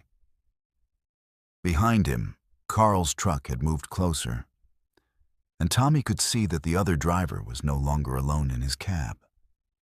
There were figures moving around inside Carl's truck, shadowy shapes that didn't look entirely human. They seemed to be preparing something, arranging equipment or tools that Tommy couldn't identify, but instinctively knew he didn't want to see up close. "That wasn't very cooperative, Tommy," Carl's voice said. And now it sounded different, deeper, more resonant, as if it were coming from something much larger than a human throat. I was hoping we could do this the easy way, but you're going to make me work for it. I do so enjoy a challenge. Carl's truck suddenly accelerated, pulling alongside Tommy's rig in the left lane. Through the passenger window, Tommy could see Carl behind the wheel. But the man's appearance had changed dramatically. His skin had taken on a grayish, mottled appearance, and his eyes now glowed with an inner light that was definitely not human. Most disturbing of all, his mouth had stretched into an impossibly wide grin that revealed rows of shark-like teeth. The figures in Carl's passenger seat and sleeper compartment were now clearly visible, and Tommy's mind recoiled from what he was seeing. They weren't human at all, but something that might have been human once, before being transformed into something else entirely. Their bodies were elongated and twisted, with too many joints in their limbs and faces that looked like they'd been melted and reformed. One of the creatures pressed its face against Carl's passenger window and began licking the glass with a tongue that was far too long and covered in what looked like barbs. Its eyes locked onto Tommy's, and he could feel it trying to establish some kind of mental connection, probing at the edges of his consciousness with tendrils of alien thought. Tommy grabbed his CB microphone and began broadcasting on the emergency channel. Mayday, Mayday, this is eastbound I-80 at mile marker 130. I'm being pursued by hostile individuals. Request immediate assistance from any law enforcement in the area. The radio crackled with static, but no response came through. It was as if Carl and his companions were somehow jamming all communication frequencies, isolating Tommy from any potential help. Carl's truck began to crowd Tommy's rig, forcing him toward the shoulder of the highway. The creatures inside were becoming more agitated, pressing against the windows and making sounds that were part animal growl, part electronic interference. Tommy could see that they were holding instruments that looked like a cross between medical equipment and torture devices. "You can't run forever, Tommy," Carl's voice said, now coming through the radio with a quality that made the speakers vibrate and distort. "We know where you live, where your family lives. We know your roots, your schedules, your habits. You're going to stop eventually, and when you do, we'll be waiting." Tommy realized with growing horror that this wasn't a random encounter. Carl and his companions had been stalking him, studying his patterns, waiting for the perfect opportunity to strike. The meeting at Murphy's last stop hadn't been coincidental. It had been carefully orchestrated to get Tommy alone on this isolated stretch of highway. The creatures in Carl's truck were now working on something that looked like a large net or web, made from material that seemed to shift and writhe with its own internal movement. Tommy understood that they were preparing to capture him, to drag him into their vehicle where unspeakable things would be done to him. In desperation, Tommy began looking for any possible escape route. The highway was elevated here, running along a ridge with steep drop-offs on both sides. There were no exit ramps, no side roads, nowhere to go except forward into whatever trap Carl had prepared for him. That's when Tommy remembered the runaway truck ramp he'd passed about 5 miles back. If he could somehow get Carl's truck to overshoot him, he might be able to double back and use the ramp to escape into the desert, where the creature's larger vehicle would have trouble following. Tommy suddenly hit his brakes, causing his truck to decelerate rapidly. Carl's truck shot past him, and Tommy could see the creatures inside scrambling to adjust their positions. He immediately floored the accelerator and began weaving back and forth across both lanes, making it difficult for Carl to match his movements. The chase continued for several more miles, with Carl's truck trying to box Tommy in while the creatures inside prepared their capture equipment. Tommy could see more of them now. At least 6 or 7 beings that looked like they'd been assembled from spare parts of different species. Some had too many arms. Others had heads that were the wrong shape for their bodies.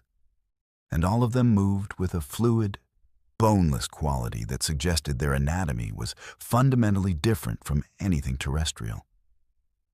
Finally, Tommy saw what he'd been looking for. An emergency crossover in the highway median that would allow him to reverse direction. He waited until Carl's truck was committed to a passing maneuver, then suddenly cut across the median and began heading back the way he'd come. Carl's truck tried to follow, but its larger size and the presence of the creatures inside made it less maneuverable. Tommy watched in his mirrors as the vehicle skidded sideways across the median, nearly rolling over before coming to rest in a cloud of dust and debris.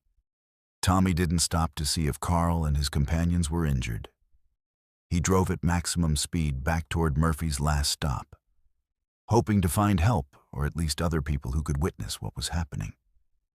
But when he arrived at the truck stop, he found it completely abandoned. The lights were off, the doors were locked, and there was no sign of Dolores or anyone else. It was as if the entire place had been evacuated in preparation for whatever Carl had planned to do to Tommy.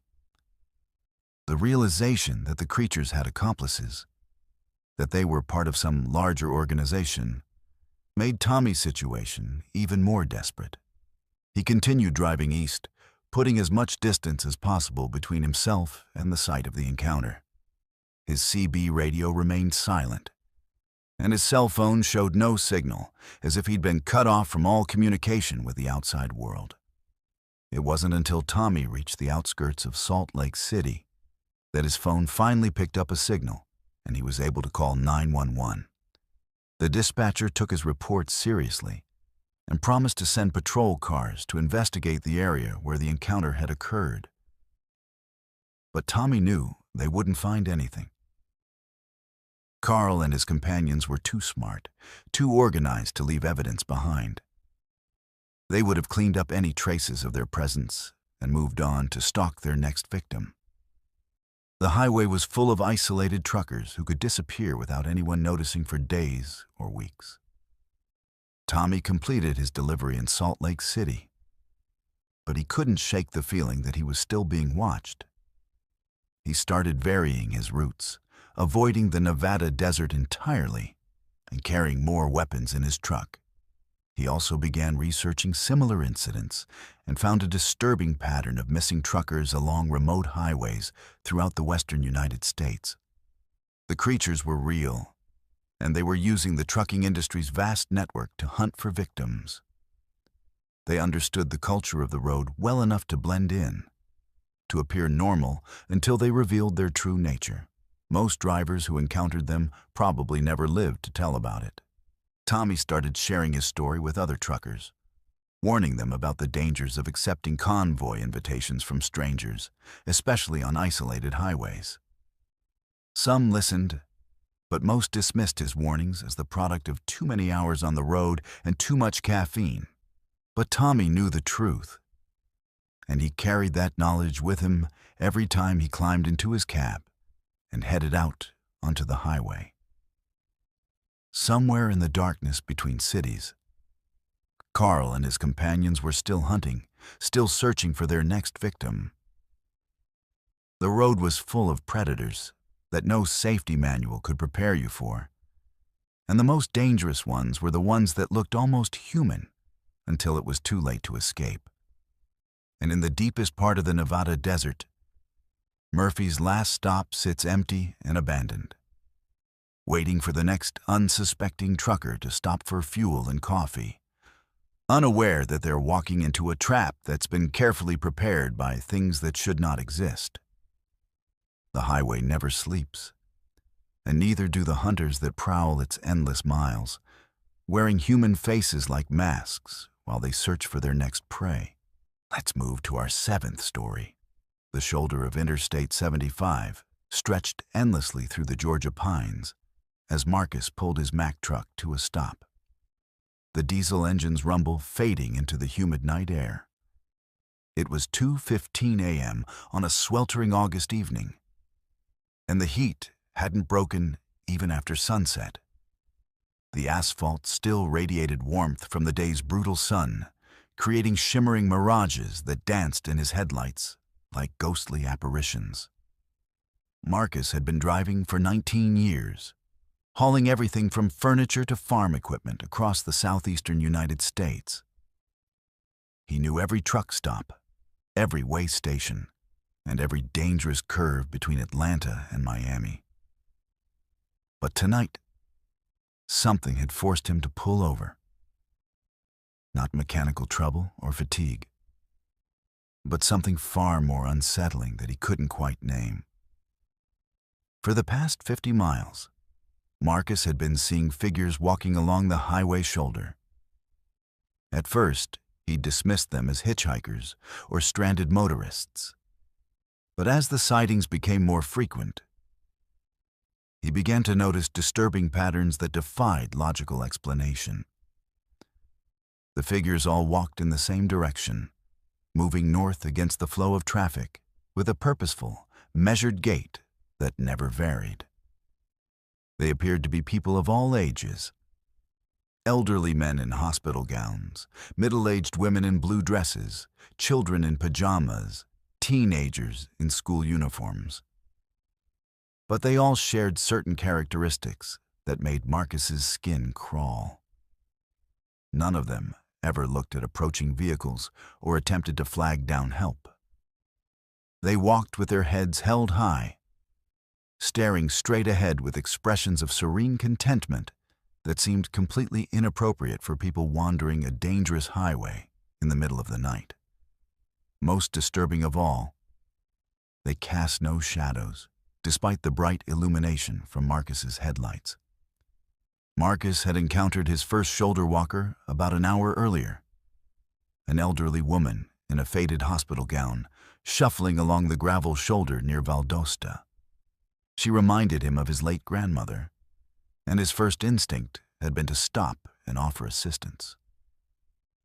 But something about the woman's posture and movement had triggered his survival instincts, warning him that this wasn't a normal situation. As he'd slowed his truck and pulled toward the shoulder, the woman had turned to look directly at him. Her face was pale and waxy, with eyes that reflected his headlights like an animal's. She'd smiled, revealing teeth that were too white and too perfect, and raised one bony hand in what might have been a greeting or a summons. Marcus had accelerated past her, his heart pounding with inexplicable terror. In his mirrors, he'd watched the woman return to her measured walk, as if the encounter had never happened. But the image of her face, that terrible knowing smile, was burned into his memory. Since then, Marcus had counted at least 24 more shoulder walkers, all moving north with the same purposeful stride, all wearing that same serene expression. They appeared at regular intervals, roughly every 2 or 3 miles, as if they were following some predetermined route or responding to a signal that only they could perceive. Now, parked on the shoulder with his hazard lights flashing, Marcus tried to make sense of what he was witnessing. He grabbed his CB radio and switched to Channel 19, hoping to contact other truckers who might have seen the same phenomenon. Breaker 19, this is southbound I-75 at mile marker 42. Anyone else seeing pedestrians on the shoulder tonight? Over. The radio crackled with static for several seconds before a gravelly voice responded. Yeah, I copy that, driver. Been seeing them for the past 100 miles. Strangest damn thing I ever witnessed. They just keep walking, don't matter what the weather or traffic conditions are. Another voice joined the conversation. This is northbound at marker 67. I've been tracking these people for 2 hours now. counted over 40 so far, all heading the same direction. Tried to stop and help one of them. Little girl in a nightgown. But she just looked right through me like I wasn't there. Marcus keyed his microphone. Anyone know where they're going or where they're coming from? Negative on that, good buddy. But I'll tell you what's really got me spooked. I passed the same old man 3 times tonight. Same clothes, same walk, same everything. Either there's a whole bunch of identical people out here, or something ain't right with what we're seeing. The conversation continued for several more minutes, with truckers sharing increasingly disturbing observations about the shoulder walkers. Some reported seeing the same individuals multiple times over the course of hours or even days. Others described encounters where the walkers had suddenly appeared directly in front of their trucks, forcing emergency stops, only to vanish moments later. One driver claimed to have followed a group of shoulder walkers to their apparent destination, an abandoned rest area that had been closed for renovations. According to his account, the walkers had simply walked into the darkened building and disappeared, as if the walls were permeable to their passage. Marcus decided to conduct his own investigation. He'd always been curious by nature, and the mystery of the shoulder walkers was too compelling to ignore. He started his engine and began driving slowly northward, keeping his eyes peeled for the next figure. He didn't have to wait long. About 5 miles up the road, his headlights illuminated a man in his 40s wearing a business suit that looked like it had been expensive once, but was now stained and torn. The man walked with the same measured pace as the others, his briefcase swinging rhythmically at his side. Marcus pulled alongside the walking figure and rolled down his passenger window. "Hey, buddy. You need a ride? It's not safe to be walking out here." The man turned to look at Marcus, and the trucker immediately regretted his decision to stop. The figure's face was pale and gaunt, with dark circles under his eyes that looked like bruises. His mouth was set in a slight smile that never wavered, and his eyes held an emptiness that suggested no one was home behind them. "Thank you for your concern," the man said in a voice that sounded like it was coming from the bottom of a well. "But I have somewhere I need to be. We all do." "Where are you going?" Marcus asked, though every instinct was telling him to drive away as fast as possible. The man's smile widened slightly. "North, always north. To the place where the walking ends and the real work begins." Marcus felt a chill despite the oppressive heat. "What kind of work?" "The kind that requires fresh volunteers," the man replied. And now his voice carried an undertone that made Marcus's teeth ache. "People like you, who stop to help strangers in the night. People who ask too many questions." The man's eyes began to glow with a faint, phosphorescent light, and Marcus could see that his pupils had elongated into vertical slits like a reptile's. The businessman's smile revealed teeth that were too sharp and too numerous for a human mouth. Marcus floored the accelerator, his truck lurching forward as he fled from the encounter. In his mirrors, he could see the man standing motionless on the shoulder, watching him drive away with those terrible, glowing eyes. But as the distance increased, Marcus realized with growing horror that the figure was somehow keeping pace with his truck, moving without appearing to walk or run. The CB radio crackled to life, with a voice that Marcus recognized as the businessman's, though he was now several miles away. "You can't outrun us, Marcus. We know your name, your route, your destination. We've been watching you for a long time, waiting for the right moment to extend our invitation." Marcus grabbed his microphone with shaking hands. "How do you know my name? What do you want from me?" "We want you to join us, Marcus. to become part of something larger than yourself. The walking is just the beginning, a way to sort out those who are ready from those who aren't. You've shown curiosity, compassion, the willingness to help strangers. These are valuable qualities in our line of work. What line of work? Marcus demanded, though he wasn't sure he wanted to know the answer. Recruitment, the voice replied. We're always looking for new team members, people who understand the importance of helping others find their true purpose. The shoulder is just our interview process, a way to identify candidates who have the right disposition. Marcus realized with dawning horror that the shoulder walkers weren't victims or lost souls. They were recruiters, agents of some larger organization that used the highway system to identify and collect potential members. The walking was a form of psychological testing, designed to attract people who would stop to help strangers in distress. What happens to people who join you? Marcus asked, though he suspected he already knew the answer. They find peace, the voice replied. No more worries about deadlines, fuel costs, or mechanical breakdowns. No more loneliness on the long hauls. Just the satisfaction of meaningful work and the companionship of like-minded individuals. Marcus looked in his mirrors and saw that the shoulder walkers were now appearing in greater numbers, emerging from the tree line on both sides of the highway. They moved with increasing coordination, forming loose groups that seemed to be herding his truck toward some predetermined destination.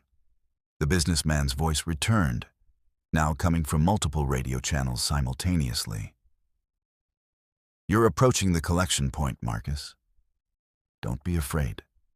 The transition is quite painless. Most people find it rather liberating, actually. No more decisions to make, no more responsibilities to worry about. Ahead of Marcus, the highway curved to the right, and he could see lights in the distance that didn't look like normal traffic. As he got closer, he realized it was a massive gathering of shoulder walkers. Hundreds of figures standing in perfect formation across both lanes of the interstate, blocking all traffic in both directions. They stood with military precision, arranged in rows that stretched from the median to the outer shoulders. All of them were facing Marcus's approaching truck, and all of them wore the same serene smile that he'd seen on the businessman's face. Their eyes glowed with that same phosphorescent light, creating a constellation of unblinking stars in the darkness. Marcus hit his brakes and brought his truck to a stop about 50 yards from the assembled crowd. He could see other vehicles scattered among the walkers, cars, trucks, and motorcycles that had apparently been stopped by previous gatherings. Some of the vehicles' drivers were now standing among the walkers, having apparently joined their ranks. The businessman appeared at Marcus's driver's side window, though Marcus hadn't seen him approach. Up close, the figure's inhuman nature was even more apparent. His skin had a translucent quality that revealed dark veins beneath the surface, and his movements were too fluid, too graceful for normal human anatomy. "Welcome to the end of your journey, Marcus," the businessman said, "and the beginning of your real purpose. Step out of the truck and let us show you what you've been missing all these years on the road." Marcus looked at the assembled crowd and realized that many of the faces were familiar. Truckers he'd known for years, drivers who had simply vanished from the CB channels without explanation. They all wore the same peaceful expression, the same empty smile that suggested they'd found something they'd been searching for their entire lives. The temptation was overwhelming. Marcus was tired of the loneliness, tired of the endless miles and the constant pressure to make deliveries on time. The idea of joining a community where all of those worries would disappear was incredibly appealing. But something deep in his core rebelled against the offer. Marcus had always been independent, always valued his freedom above security or comfort. The thought of surrendering his will to some collective consciousness, no matter how peaceful it might be, filled him with revulsion. Instead of opening his door, Marcus threw his truck into reverse and began backing away from the gathering. The shoulder walkers immediately began moving toward him, their serene expressions never changing, but their pace increasing dramatically. They moved with inhuman speed and coordination, flowing around obstacles like water while maintaining their formation. Marcus spun his truck around in a dangerous U-turn and began driving south, back the way he'd come. In his mirrors, he could see the entire gathering pursuing him, moving as a single organism across the highway. They didn't run or walk. They simply flowed forward with a speed that defied physics, gaining ground despite his truck's acceleration. The chase continued for miles, with the shoulder walkers maintaining their pursuit while the businessman's voice provided commentary through the CB radio. "You're only delaying the inevitable, Marcus. We have agents throughout the highway system. Every truck stop, every way station, every rest area. You can't drive forever, and when you stop, we'll be waiting." Marcus realized that the businessman was right. He couldn't outrun an organization that had infiltrated the entire trucking infrastructure. But he also knew that he couldn't surrender to them, couldn't allow himself to become another empty-eyed recruit in their endless army. As dawn began to break over the Georgia landscape, the shoulder walkers gradually fell behind and disappeared, as if daylight somehow weakened their ability to maintain the pursuit. Marcus continued driving south until he reached the Florida border, where he finally felt safe enough to stop and call for help. But when he tried to report the incident to the authorities, he found that no one would believe his story. The Georgia State Police had no record of any unusual activity on the 75, and the trucking company's dispatcher insisted that all drivers in their fleet were accounted for and operating normally. Marcus realized that the Shoulder Walkers organization was far more sophisticated than he'd imagined, with the ability to cover up their activities and manipulate official records. They operated in the shadows of the transportation industry, using the anonymity and isolation of long-haul trucking to conduct their recruitment operations. From that night forward, Marcus never drove alone on isolated highways after dark.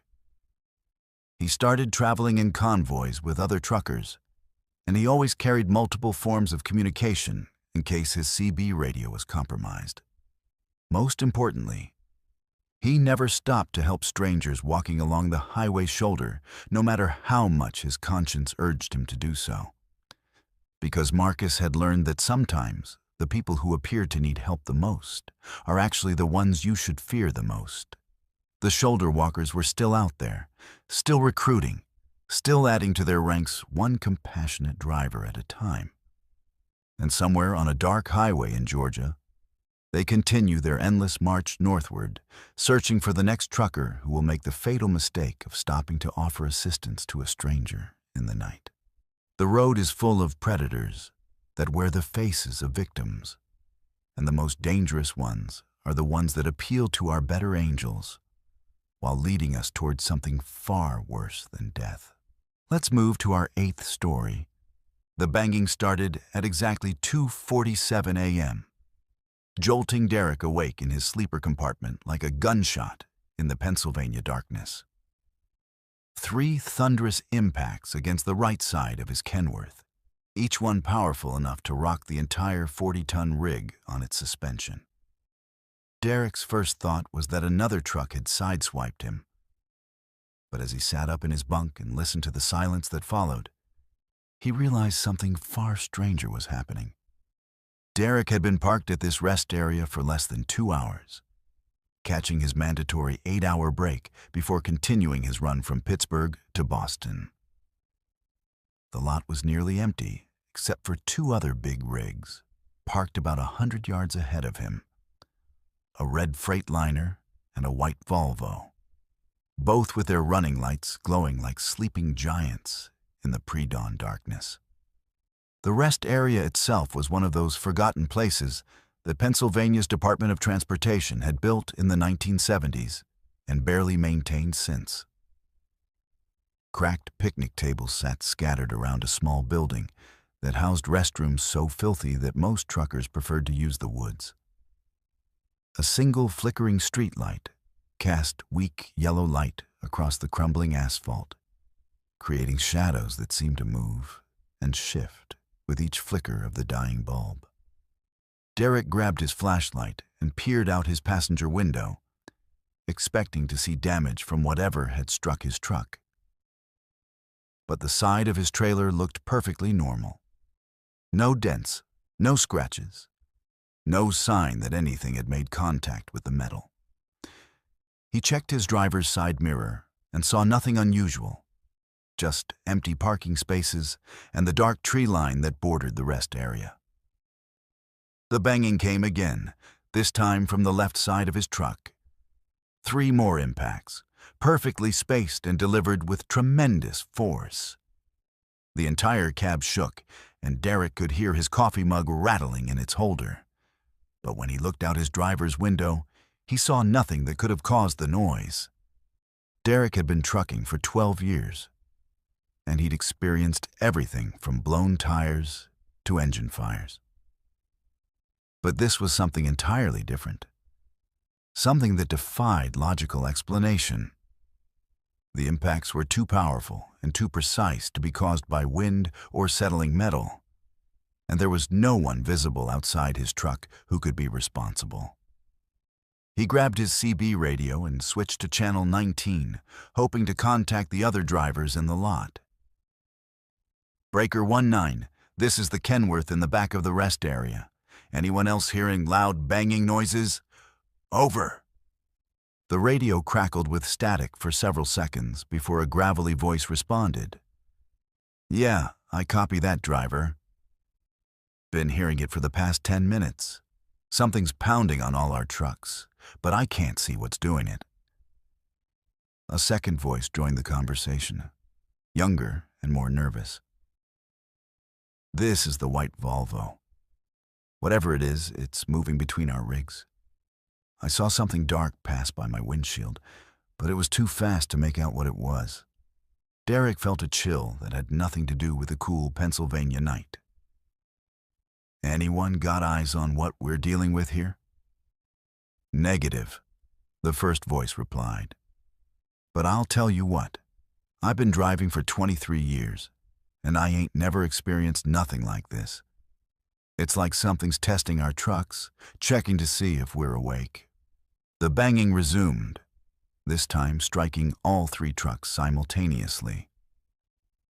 Derek could hear the impacts echoing across the rest area as whatever was out there attacked each vehicle with the same methodical precision. The sound was deafening, like someone swinging a sledgehammer against sheet metal. But there was a rhythm to it that suggested intelligence rather than random violence. Derek decided to investigate. He pulled on his boots and grabbed his baseball bat from behind his seat, then quietly opened his door and stepped out into the night. The air was thick with humidity and the smell of diesel exhaust, and he could hear the distant hum of traffic on the interstate. But the rest area itself was eerily quiet, as if whatever had been making the noise had suddenly stopped. He walked around his truck, playing his flashlight beam across every surface, looking for signs of damage or clues about what had been striking his rig. The metal was unmarked, but Derek noticed something that made his skin crawl. There were handprints on the side of his trailer, dozens of them, pressed into the metal as if the aluminum had been soft clay. The prints were human in shape, but wrong in size and proportion. The fingers were too long, the palms too narrow, and they were arranged in patterns that suggested the creature responsible had far more than the normal number of hands. Some of the prints overlapped others, creating a chaotic collage of alien anatomy pressed into the metal surface. Derek's flashlight beam swept across the ground around his truck, and he saw more evidence of the mysterious visitor. Footprints in the dirt showed a bipedal creature with feet that were at least 18 inches long and equipped with what looked like claws instead of toes. The stride length between prints was nearly 6 feet, suggesting something that was either very tall or capable of moving with inhuman speed. The CB radio in his truck crackled to life with the nervous voice of the Volvo driver. "Hey, guys, I think I see it. There's something moving between the trees at the edge of the lot. It's big, maybe 8 or 9 feet tall, and it's watching us."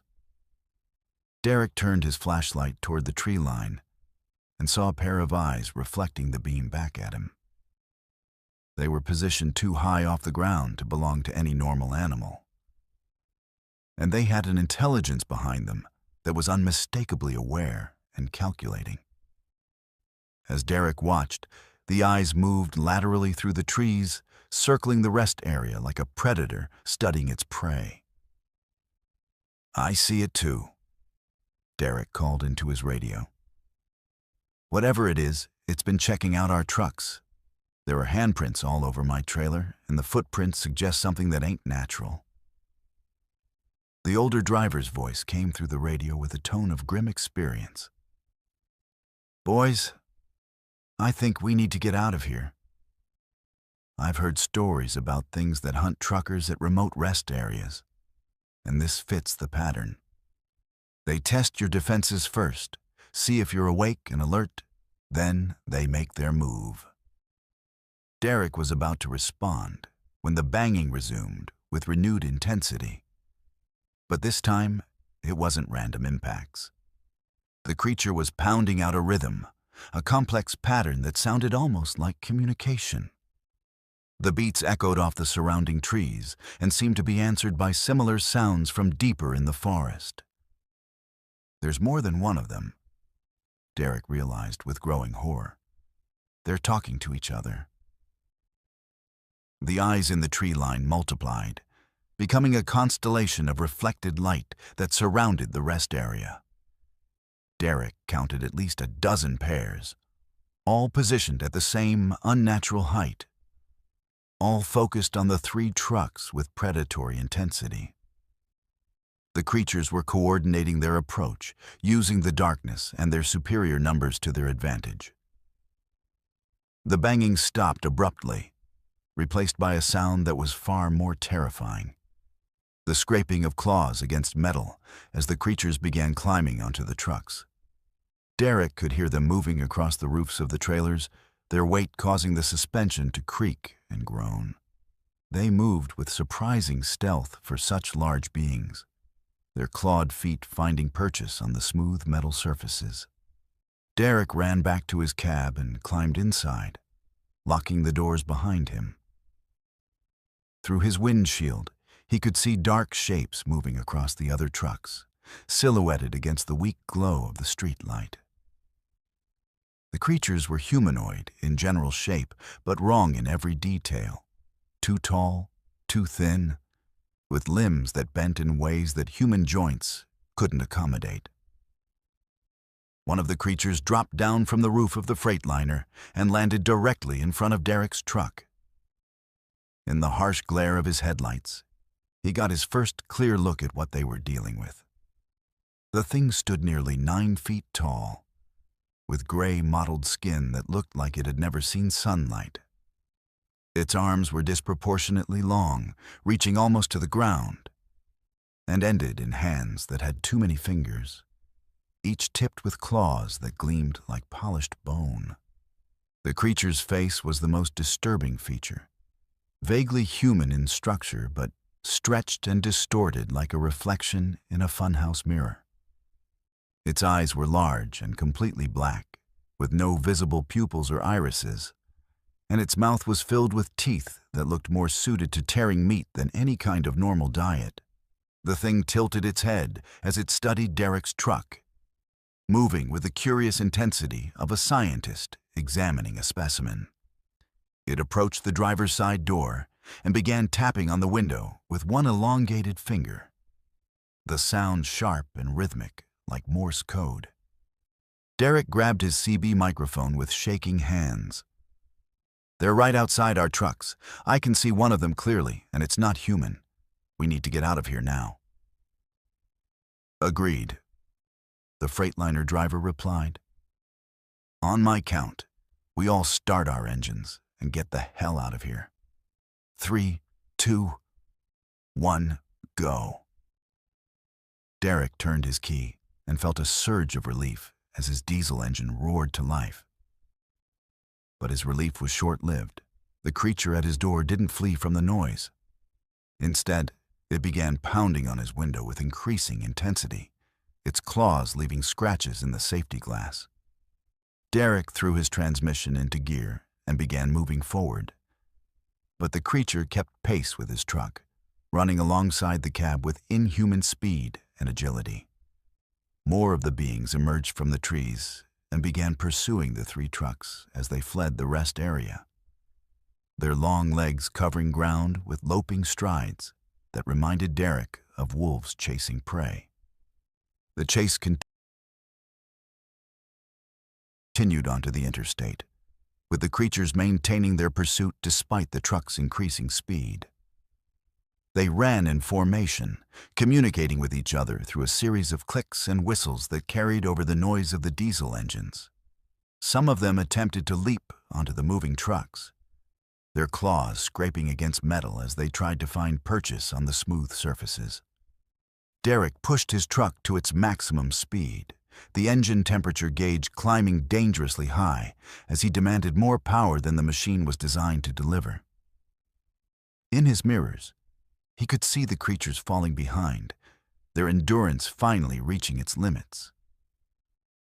But he didn't slow down until he reached the next truck stop, a brightly lit facility with plenty of other vehicles and people around.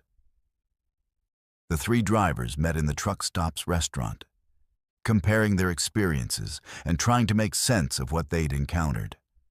All of their trucks showed evidence of the attack: handprints, claw marks, and dents from the creature's attempts to break in. But when they tried to report the incident to the authorities, they found that no one would believe their story. The Pennsylvania State Police took their statements, but clearly considered the report to be the product of overactive imaginations and too much caffeine.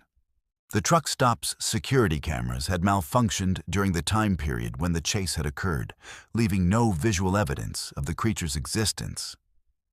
Derek never stopped at that rest area again, and he warned other truckers to avoid it whenever possible. But he knew that the creatures were still out there, still hunting, still testing the defenses of unsuspecting drivers who made the mistake of parking in isolated locations. The incident changed all 3 drivers in ways that were hard to articulate. They became more cautious, more aware of their surroundings, and less trusting of remote rest areas that seemed too quiet or too empty.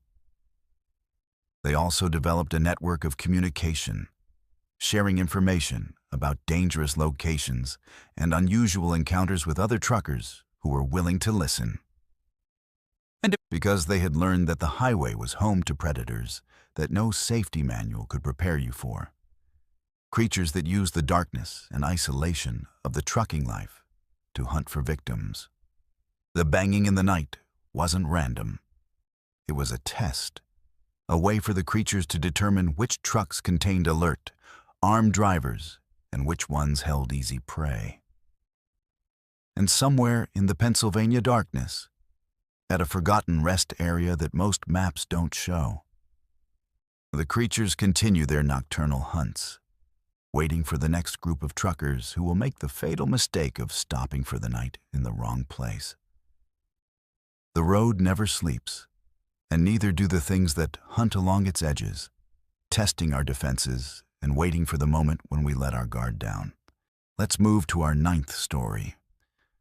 The GPS on Tony's dashboard showed nothing but empty highway for the next 60 miles as he navigated his Peterbilt through the remote wilderness of northern Idaho. It was just past midnight on a frigid February night, and the snow was falling so heavily that his windshield wipers could barely keep up with the accumulation. The temperature gauge read -22 degrees, the kind of cold that could freeze diesel fuel and kill a man in minutes if his truck broke down in the wrong place. Tony had been hauling lumber from the mills around Coeur d'Alene for 8 years, and he knew these mountain roads better than most locals. The route through the Bitterroot Mountains was treacherous, even in good weather, with steep grades, hairpin turns, and drop-offs that plunged hundreds of feet into rocky canyons. In conditions like tonight, it was borderline suicidal. But the construction company in Spokane needed the load by morning, and Tony couldn't afford to miss another deadline. The paranoia had started about 50 miles back, just after he'd passed through the last small town before entering the true wilderness. At first, it was just a nagging feeling that something wasn't right, the kind of unease that experienced drivers learn to trust. But as the miles accumulated and the snow continued to fall, the feeling had grown into a certainty that he was being watched, followed, hunted by something that moved through the forest alongside his truck. Tony had tried to dismiss the sensation as a product of fatigue and isolation, but the evidence was becoming harder to ignore. In his mirrors, he caught glimpses of movement between the trees, dark shapes that seemed to pace his truck, maintaining the same speed and direction despite the difficult terrain. When he slowed down, they slowed down. When he accelerated, they kept pace with inhuman endurance. The CB radio had been silent for hours, which wasn't unusual in this remote area where mountains blocked most transmissions. But tonight, the silence felt oppressive, as if something was actively jamming the frequencies to prevent him from calling for help. Tony's satellite phone showed no signal, and his cell phone had lost coverage miles ago, leaving him completely cut off from the outside world. The first direct sign of trouble came when Tony noticed tracks in the snow alongside the highway. They appeared in his headlights as he rounded a sharp curve, running parallel to the road in the soft powder that had accumulated on the shoulder. The tracks were large, easily twice the size of human footprints, and they showed a stride length that suggested something moving at incredible speed. But what made Tony's blood run cold was the realization that the tracks were fresh, made within the last few minutes based on how little snow had accumulated in them. Whatever was making them was not only keeping pace with his truck, but was close enough to leave evidence of its passage in the areas illuminated by his headlights. Tony pressed harder on the accelerator, pushing his truck faster than was safe on the icy mountain road. The diesel engine roared as it climbed the steep grade, and he could feel the trailer sliding slightly on the curves despite his chains and experience. But the alternative, slowing down and allowing whatever was out there to get closer, seemed far more dangerous than the risk of losing control. The tracks multiplied as Tony continued climbing into the mountains. What had started as a single set of prints became 2, then 4, then too many to count. They crisscrossed the highway, disappeared into the forest, and reappeared on the other side, suggesting a pack of creatures that was coordinating their movements and surrounding his truck. Tony's hands were shaking as he gripped the steering wheel, and sweat was beading on his forehead despite the frigid air. He'd heard stories from other drivers about encounters with strange creatures in remote areas, but he'd always dismissed them as tall tales or the products of too much caffeine and too little sleep. Now, faced with evidence that something was actively stalking him through the Idaho wilderness, Those stories seemed far more credible. The attack came without warning as Tony navigated a particularly treacherous section of road that wound along the edge of a deep canyon. Something large struck the passenger side of his cab with tremendous force, rocking the entire truck and spiderwebbing the window. Tony fought to maintain control as his truck skidded toward the guardrail, the trailer jackknifing slightly before he managed to straighten it out. In the brief moment when whatever had attacked him was visible in his peripheral vision, Tony caught a glimpse of something that defied description.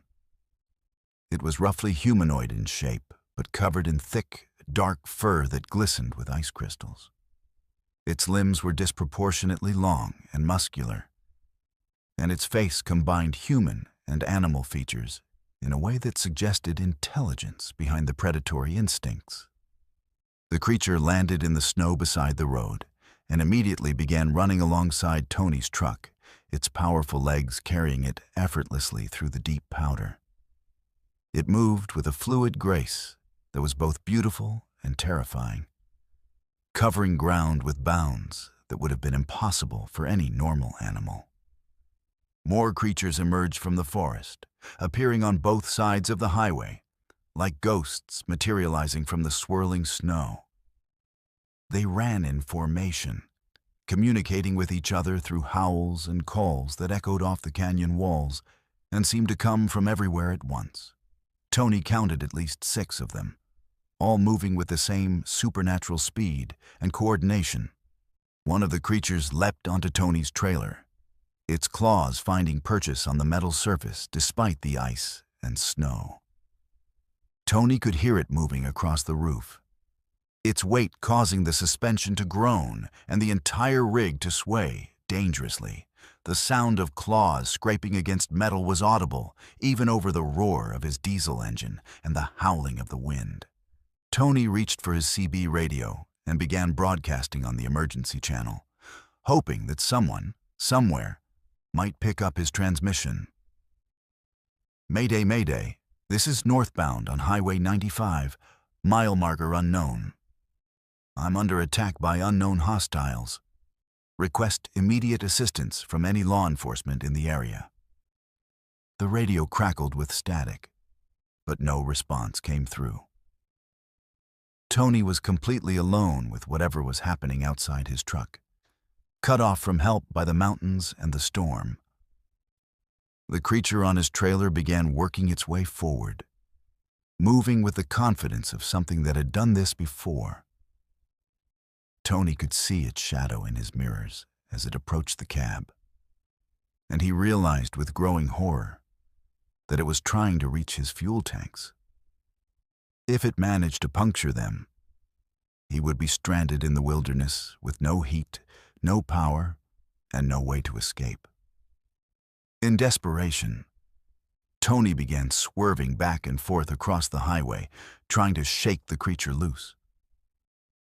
The maneuver was incredibly dangerous on the icy road, and he could feel his trailer sliding toward the edge of the canyon with each turn. But the alternative, allowing the creature to disable his truck, seemed even more dangerous. The creature held on with inhuman strength, its claws leaving deep gouges in the metal as it fought to maintain its grip. Tony could hear it making sounds that were part growl, part human speech, as if it were trying to communicate with him or perhaps coordinate with the other members of its pack. That's when Tony noticed something that filled him with a new kind of terror. The creatures weren't just hunting him, they were herding him, forcing him toward a specific destination. Every time he tried to change direction or take an alternate route, they would appear to block his path, leaving him no choice but to continue on the road they wanted him to travel. The realization that this was a coordinated trap rather than a random attack made Tony's situation far more desperate. These creatures weren't just predators. They were intelligent, organized, and experienced in hunting vehicles on these mountain roads. They knew the terrain, they knew the weather patterns, and they knew exactly how to isolate and capture their prey. Tony pushed his truck to its absolute limits, the engine temperature gauge climbing dangerously high as he demanded more power than the machine was designed to deliver. The creature on his trailer was joined by another, and he could feel the additional weight affecting his truck's handling. The steering became sluggish, and the brakes felt spongy, as if the creature's presence was somehow interfering with his truck's mechanical systems. The pack began to close in, with creatures running alongside both sides of his truck and more visible in the forest ahead. They moved with perfect coordination, like a military unit executing a well-rehearsed operation. Tony realized that he was being driven toward an ambush point, a location where the creatures had prepared additional traps or obstacles. Just as Tony thought his situation couldn't get any worse, he crested a hill and saw what the creatures had been herding him toward. The highway ahead was blocked by a massive tree that had been deliberately felled across both lanes, its trunk positioned at the perfect height to stop a truck without completely destroying it. The creatures had been planning this trap, possibly for days or weeks, waiting for the right victim to come along. Tony had seconds to make a decision that would determine whether he lived or died. He could try to stop before hitting the tree, but that would leave him trapped and helpless while the creatures closed in. He could try to ram through the obstacle, but his truck probably wasn't powerful enough to move a tree of that size, and the impact would likely disable his vehicle. Instead, Tony chose a third option that was so dangerous it bordered on suicidal. He aimed his truck at the guardrail on the right side of the highway, hoping to break through and escape down the mountainside. It was a desperate gamble that would probably kill him, but it was better than being captured alive by whatever was hunting him. The impact with the guardrail was tremendous, sending shock waves through the entire truck and throwing Tony against his door with bone-jarring force. The metal barrier held for a moment, then gave way with a screech of twisted steel. Tony's truck plunged over the edge of the canyon, the trailer jackknifing as it followed the cab into the abyss. For several terrifying seconds, Tony was in free fall, his truck tumbling through space while he fought to maintain consciousness. The world spun around him in a kaleidoscope of snow, trees, and stars, and he was certain that he was about to die in the most violent way possible. But luck was with him that night. His truck crashed into a grove of pine trees about 30 feet below the highway, the branches and trunks absorbing much of the impact and preventing the vehicle from continuing its fall into the deeper parts of the canyon. Tony was thrown around the cab like a rag doll, but his seatbelt and the truck's safety features kept him from being killed outright. When the world finally stopped spinning, Tony found himself hanging upside down in his cab, blood trickling from a cut on his forehead and his entire body aching from the impact. His truck was wedged between several large trees, the cab tilted at a crazy angle but still intact. The engine had died in the crash, but the electrical system was still functioning, providing him with lights and heat. Tony managed to unbuckle his seatbelt and right himself, then began assessing his situation. His truck was totaled, his cargo was scattered across the mountainside, and he was stranded in a blizzard with no way to call for help. But he was alive, and for the moment, that was enough. Above him, Tony could hear the creatures moving along the edge of the canyon, their calls echoing through the forest as they searched for a way to reach him. They were persistent, but the terrain worked in his favor. The steep slope and dense trees made it difficult for them to descend to his location. Tony spent the rest of the night huddled in his cab, using his emergency supplies to stay warm while he waited for dawn. The creatures continued their vigil above, but as the hours passed, their calls became less frequent and more distant. By the time the sun rose over the Idaho mountains, They had disappeared entirely, leaving only tracks in the snow as evidence of their existence. Rescue came 12 hours later when a search helicopter spotted the wreckage of Tony's truck. The official report blamed the accident on weather conditions and driver fatigue, and no mention was made of the creatures that had forced him off the road. Tony's account of the attack was dismissed as a hallucination brought on by trauma and hypothermia. But Tony knew what he had experienced, and he carried that knowledge with him when he eventually returned to trucking.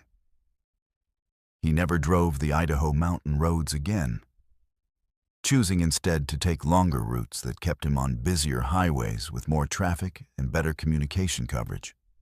The creatures were still out there, still hunting, still using the isolation of America's remote highways to trap unsuspecting drivers. They were intelligent, organized, and patient, capable of planning complex operations that could take weeks to execute. Most importantly, they understood human psychology well enough to exploit our predictable responses to danger. Tony started sharing his story with other truckers, warning them about the dangers of driving alone through remote wilderness areas, especially during severe weather when help was far away. Some listened, but most dismissed his warnings as the ravings of a man who'd spent too much time on the road. But the smart ones, the experienced drivers who'd learned to trust their instincts, began avoiding certain routes and traveling in convoys when they had to venture into isolated areas. They understood that the highway was home to predators that no safety manual could prepare you for, creatures that used the vastness of the American wilderness to hunt for prey. And somewhere in the Idaho mountains, in a canyon where the snow never completely melts, the wreckage of Tony's truck still rests among the pine trees, a monument to the night when a driver's quick thinking and desperate courage allowed him to escape from something that should not exist. The wilderness never sleeps, and neither do the things that hunt in its deepest, darkest corners, waiting for the next traveler who will venture too far from the safety of civilization. Let's move to our 10th story. The headlights of Ray's Kenworth cut through the darkness as he navigated the winding back roads of rural Alabama, his trailer loaded with automotive parts, bound for a factory in Montgomery. It was 3:30 a.m. on a humid September night, and the air was thick with the smell of kudzu and pine sap that drifted through his slightly open window. Ray had been driving these southern routes for 16 years, and he knew every truck stop, every speed trap, and every shortcut between Birmingham and the Gulf Coast. But tonight, Ray wasn't taking his usual route. A massive pileup on I-65 had closed the interstate for hours, forcing him and dozens of other truckers onto the secondary highways that snaked through Alabama's rural heartland. The GPS on his dashboard showed a maze of county roads and state highways that would add 3 hours to his trip. But it was better than sitting in traffic until dawn. The detour had taken Ray through some of the most isolated parts of the state, past abandoned farmhouses and overgrown cotton fields that hadn't been worked in decades. The small towns he'd passed through were dark and silent, their main streets lined with boarded-up storefronts and rusted gas station signs that advertised prices from another era. It was the kind of landscape that time had forgotten, where cell phone towers were rare and the nearest help might be 50 miles away. Ray was about 20 miles outside of a town called Millerville when he saw the flashing lights ahead. At first, he thought it might be a police roadblock or an accident scene. But as he got closer, he realized it was an ambulance parked on the shoulder of the highway. The emergency vehicle's red and white strobes painted the surrounding trees in alternating colors, creating a surreal light show in the darkness. Ray slowed his truck and pulled alongside the ambulance, expecting to see paramedics working on an accident victim, or perhaps loading someone into the back of the vehicle. Instead, he saw a single EMT standing beside the open rear doors, waving frantically at his truck. The man appeared to be in his 30s, wearing the standard uniform of a rural emergency medical service, and his face was etched with what looked like genuine desperation. Ray rolled down his window and called out, "You need help? I can call for backup on my CB." The EMT jogged over to Ray's truck, his boots crunching on the gravel shoulder. "Thank God you stopped," he said, his voice carrying a thick Alabama accent. "I've got a critical patient in the back, but my engine died and my radio's not working. I need to get this guy to the hospital in Montgomery, but it's 40 miles from here." Ray looked at the ambulance and noticed that it was an older model, probably from the 1990s, with rust spots around the wheel wells and a paint job that had seen better days. Rural emergency services often operated on shoestring budgets, so the vehicle's condition wasn't necessarily suspicious. But something about the situation made Ray's instincts prickle with unease. "What's wrong with your patient?" Ray asked, trying to get a better look at the interior of the ambulance. "Car accident about 10 miles back," the EMT replied. "Single vehicle, rolled over in a ditch. Driver's got internal bleeding and possible spinal injuries. I managed to stabilize him, but he needs surgery within the hour or he's not going to make it." Ray could see a figure lying on a gurney inside the ambulance, covered with a white sheet up to the neck. The patient appeared to be unconscious, and Ray could make out what looked like medical equipment surrounding the gurney. Everything seemed legitimate, but something about the EMT's demeanor was setting off alarm bells in Ray's subconscious. "Why don't you call for another ambulance?" Ray suggested. "Surely there's backup available." The EMT shook his head. "Closest unit is over an hour away, and this guy doesn't have that kind of time. Look, I know it's an unusual request, but could you give us a ride? Your truck's big enough to carry the gurney and the trailer, and I can monitor the patient during transport." Ray hesitated.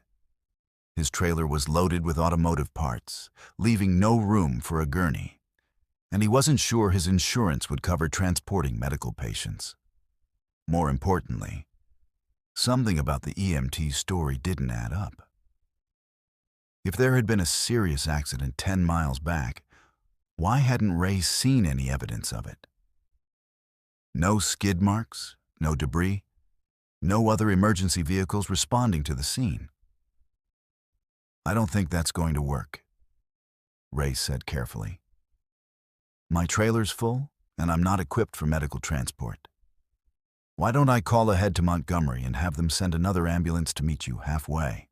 The EMT's expression changed subtly, and Ray caught a glimpse of something cold and calculating behind the man's eyes. "That's not going to work either," he said, his voice taking on a harder edge. "This patient needs immediate transport, and you're the only option available." Ray's hand moved instinctively toward the pistol he kept in his door panel. "I'm sorry, but I can't help you. I'll call for backup on my CB and—" "You're going to help us," the EMT interrupted, and now his voice carried an authority that seemed to bypass Ray's conscious mind and speak directly to his nervous system. "You're going to pull your truck over to that rest area up ahead, and you're going to do exactly what I tell you to do." Ray felt a strange compulsion to comply, as if his hands were no longer under his own control.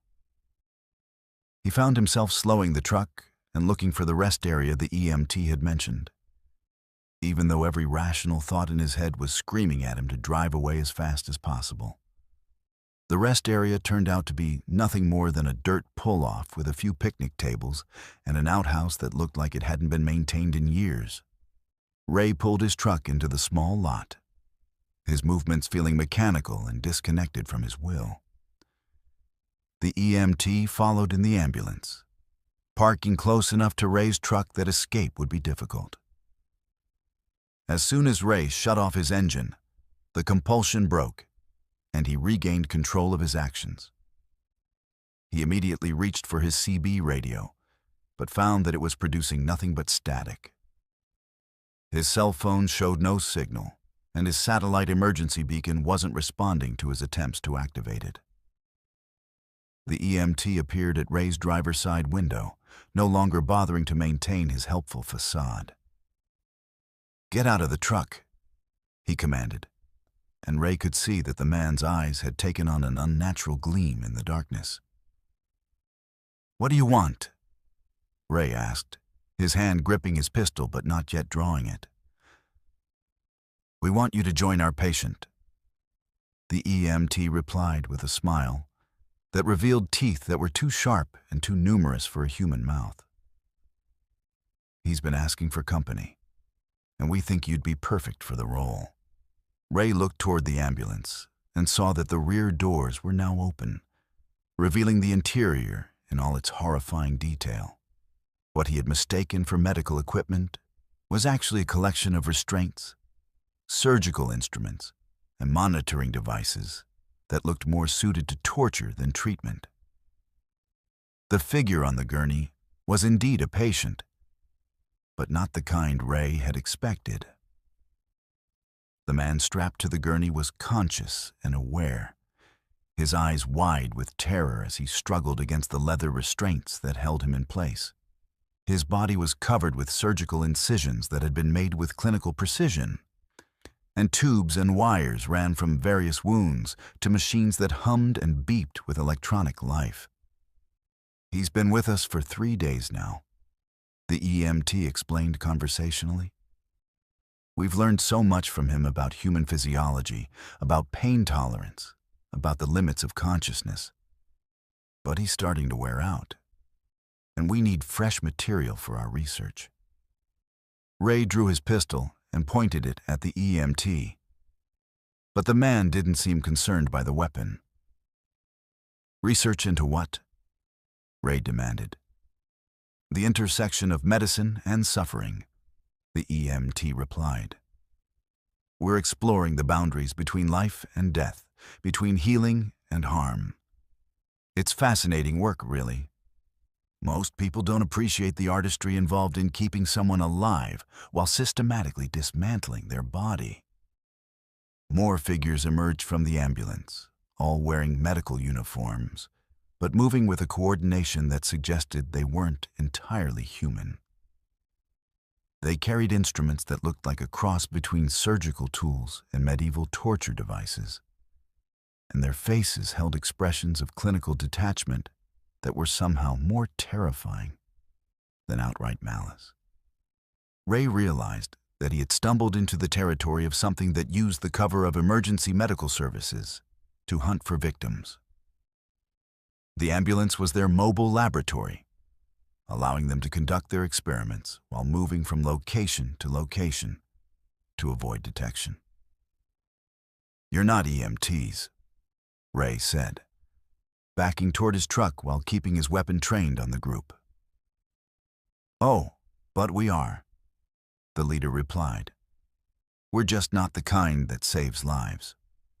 We're the kind that studies them, that explores the full range of human experience from birth to death and everything in between." Ray climbed back into his truck and tried to start the engine, but nothing happened when he turned the key. The electrical system was completely dead, as if something had drained all power from his vehicle.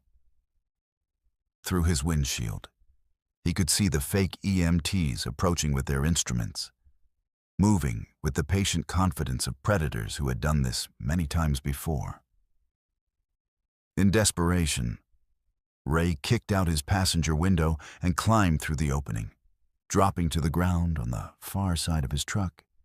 He could hear the creatures moving around the vehicle, searching for him with the methodical efficiency of experienced hunters.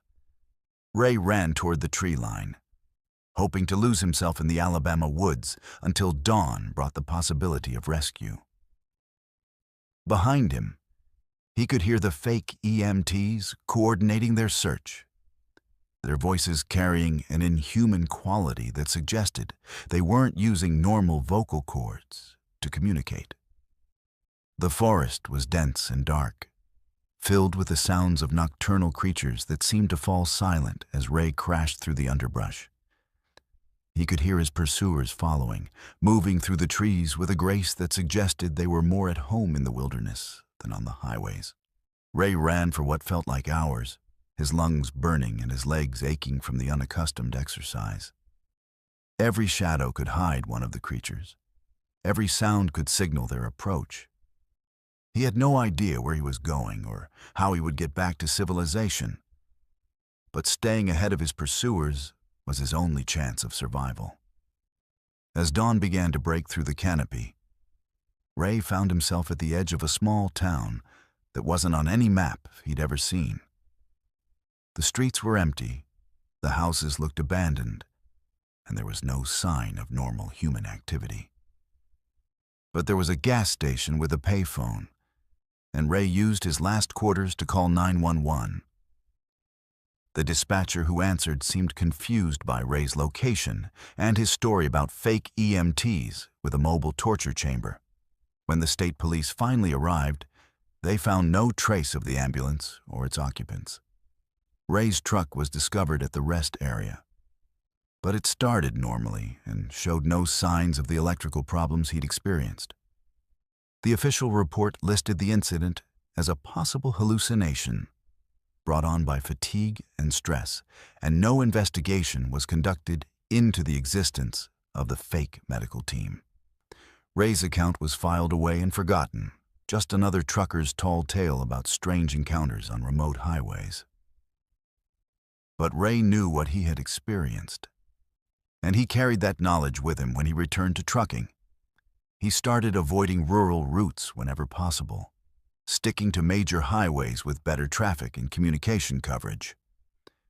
He also began carrying more weapons and emergency equipment, preparing for encounters that no safety manual could anticipate.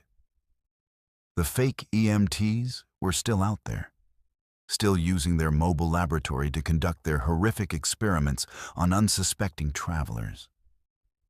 They understood human psychology well enough to exploit our instinct to help those in medical distress. And they used the authority of their uniforms to overcome their victims' natural caution. Ray started warning other truckers about the dangers of stopping for emergency vehicles in remote areas, especially when the situation seemed unusual or the personnel acted strangely. Some drivers listened, but most dismissed his warnings as paranoia or the product of too much time on isolated roads. But the smart ones, the experienced drivers who'd learned to trust their instincts, began questioning emergency situations more carefully and verifying the legitimacy of medical personnel before offering assistance. They understood that the highway was home to predators who wore the uniforms of those we're taught to trust and respect. And somewhere on the back roads of Alabama, an ambulance that isn't really an ambulance continues to prowl the darkness, searching for its next research subject. Inside its sterile interior, the tools of healing have been perverted into instruments of torture, and the oath to do no harm has been replaced with a dedication to exploring the darkest aspects of human suffering.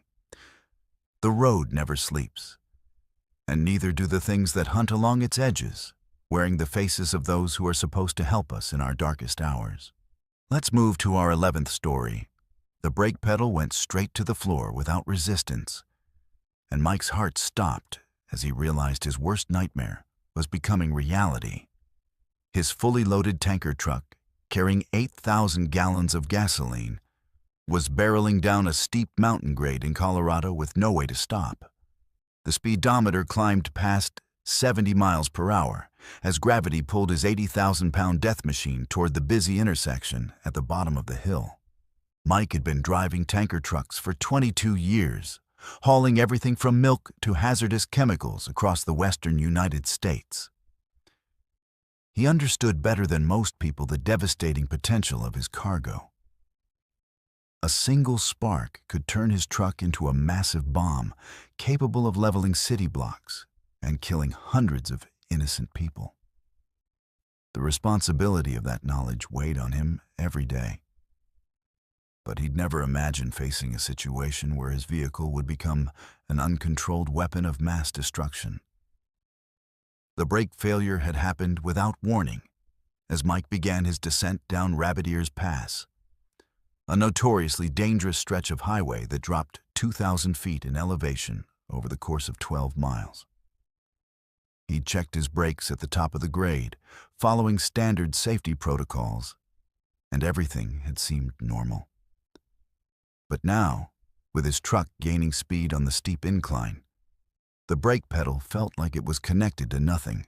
Mike's CB radio crackled to life as other truckers on the highway began to notice his erratic driving.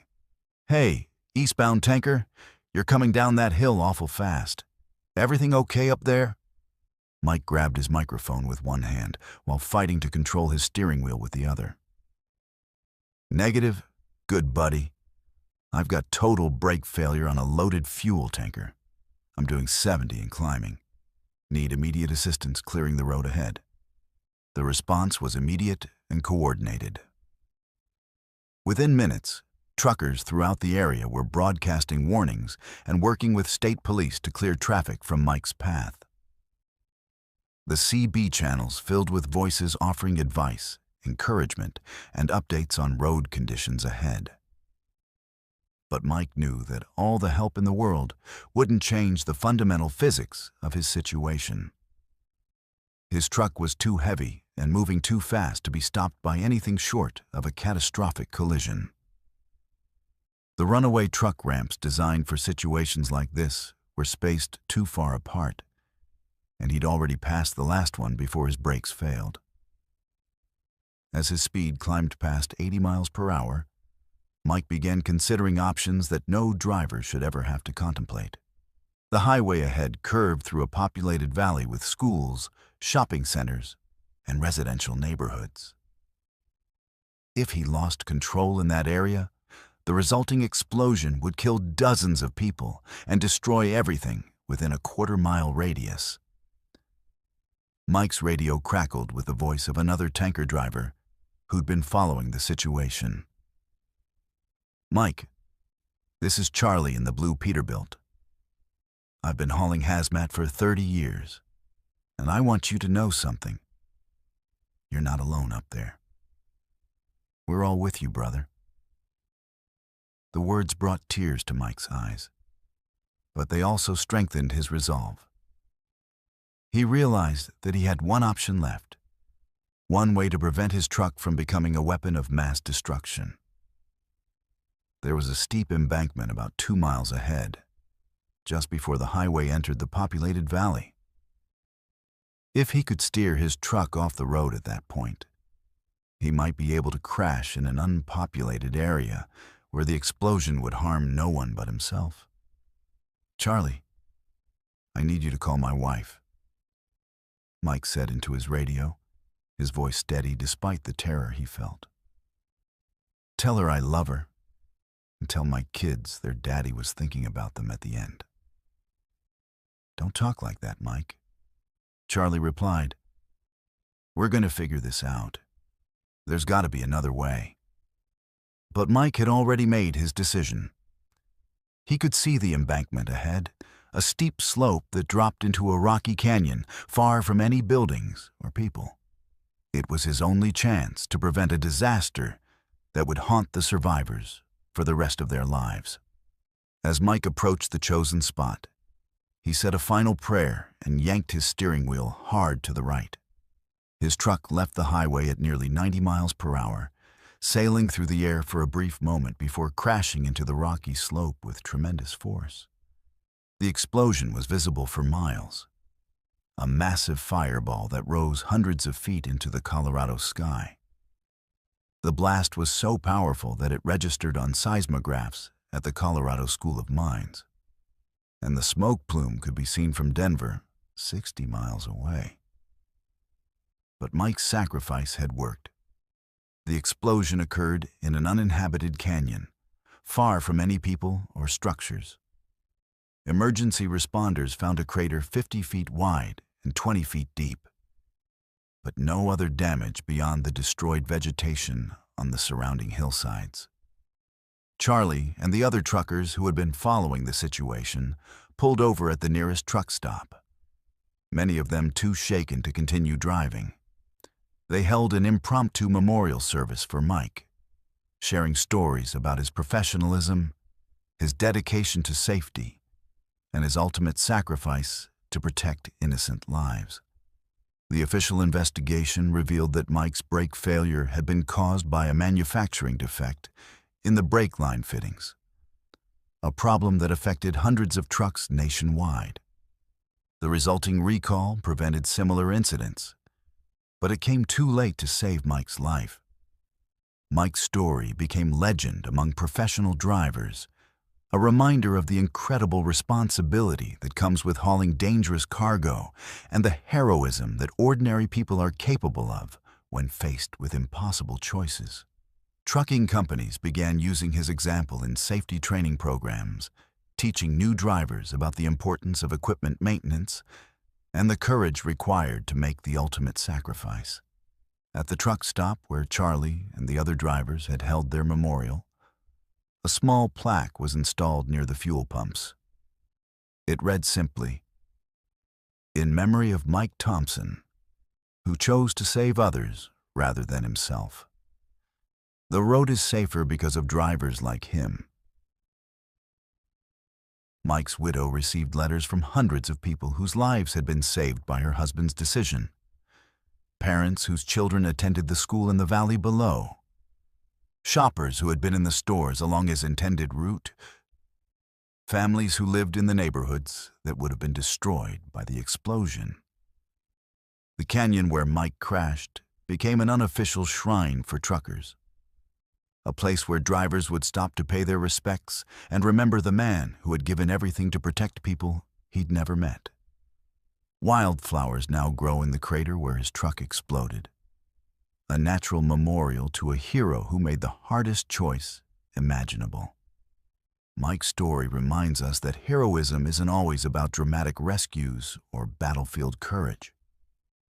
Sometimes it's about ordinary people making extraordinary sacrifices when faced with situations that test the very core of their character. Mike Thompson could have tried to save himself, could have hoped for a miracle that would allow him to survive. Instead, he chose to ensure that others would live, even though it meant his own death. The highway never forgets its heroes, and neither do the people whose lives they save. Mike's sacrifice echoes through every safety protocol, every brake inspection, and every moment when a driver chooses the welfare of others over their own survival. In the end, the most disturbing part of Mike's story isn't the mechanical failure or the explosive ending. It's the realization that there are people among us who possess the moral courage to make the ultimate sacrifice for strangers. And we rarely know who they are until the moment when their true character is revealed. The road is full of ordinary heroes, driving ordinary trucks, carrying ordinary cargo, until the moment when circumstances demand that they become something extraordinary. And when that moment comes, some of them, like Mike Thompson, rise to meet it with a courage that defines the very best of human nature. Let's move to our 12th and final story. The snow was falling harder now, thick flakes that stuck to the windshield faster than the wipers could clear them away. David gripped the steering wheel of his freight liner as he navigated the treacherous mountain roads leading down from the Coeur d'Alene area. His trailer loaded with freshly cut timber, bound for a mill in Spokane. It was 11:30 p.m. on a bitter February night, and the temperature had dropped to 15 below zero, the kind of cold that could kill a man in minutes if his truck broke down in the wrong place. David had been hauling logs through these Idaho mountains for 14 years, ever since his discharge from the Army. He knew every curve, every grade, and every dangerous spot on this route. But tonight felt different. The paranoia had started about an hour ago, just after he'd passed through the last small logging town before entering the true wilderness. At first, it was just a nagging feeling that something wasn't right. The kind of unease that experienced drivers learn to trust. The feeling had grown stronger with each passing mile, evolving from simple caution into a bone-deep certainty that he was being watched, followed, hunted by something that moved through the forest alongside his truck. David had tried to dismiss the sensation as a product of fatigue and isolation, but the evidence was becoming harder to ignore.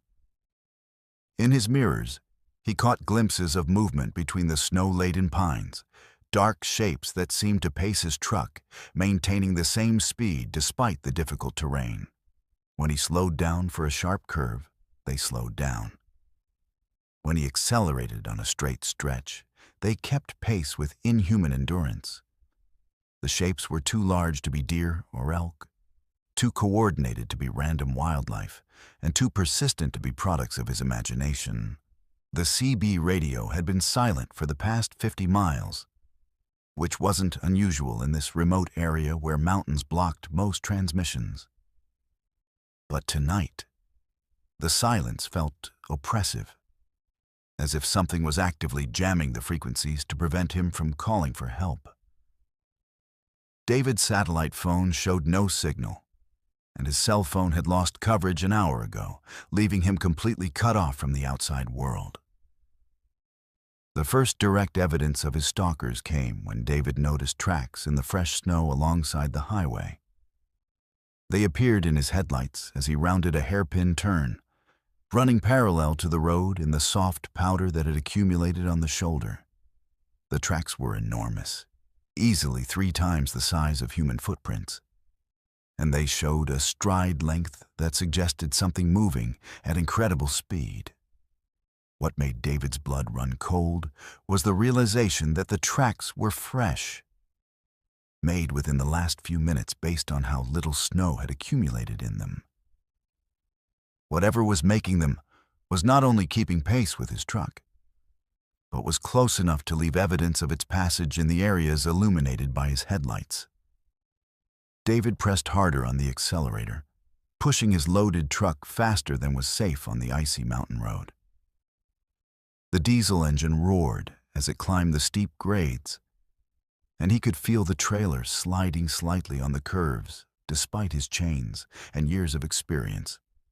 But the alternative, slowing down and allowing whatever was out there to get closer, seemed far more dangerous than the risk of losing control. The tracks multiplied as David continued his descent through the mountains. What had started as a single set of prints became 2, then 4, then too many to count. They crisscrossed the highway, disappeared into the forest, and reappeared on the other side, suggesting a pack of creatures that was coordinating their movements and surrounding his truck. David's hands were shaking as he gripped the steering wheel, and sweat was beading on his forehead despite the frigid air seeping through his cab. He'd heard stories from other drivers about encounters with strange creatures in remote areas, but he'd always dismissed them as tall tales or the products of too much caffeine and too little sleep. Now, faced with evidence that something was actively stalking him through the Idaho wilderness, those stories seemed far more credible. The attack came without warning as David navigated a particularly treacherous section of road that wound along the edge of a deep ravine. Something massive struck the passenger side of his cab with tremendous force, rocking the entire truck and spiderwebbing the window. David fought to maintain control as his truck skidded toward the guardrail, the trailer jackknifing slightly before he managed to straighten it out. In the brief moment when whatever had attacked him was visible in his peripheral vision, David caught a glimpse of something that defied description. It was roughly humanoid in shape, but covered in thick, dark fur that glistened with ice crystals. Its limbs were disproportionately long and muscular, and its face combined human and animal features in a way that suggested intelligence behind the predatory instincts. The creature landed in the snow beside the road and immediately began running alongside David's truck, its powerful legs carrying it effortlessly through the deep powder. It moved with a fluid grace that was both beautiful and terrifying, covering ground with bounds that would have been impossible for any normal animal. More creatures emerged from the forest, appearing on both sides of the highway, like ghosts materializing from the swirling snow. They ran in formation, communicating with each other through howls and calls that echoed off the canyon walls and seemed to come from everywhere at once. David counted at least 8 of them, all moving with the same supernatural speed and coordination. One of the creatures leapt onto David's trailer, its claws finding purchase on the metal surface despite the ice and snow. David could hear it moving across the logs, its weight causing the chain securing his cargo to groan and strain. The sound of claws scraping against bark and metal was audible, even over the roar of his diesel engine and the howling of the wind.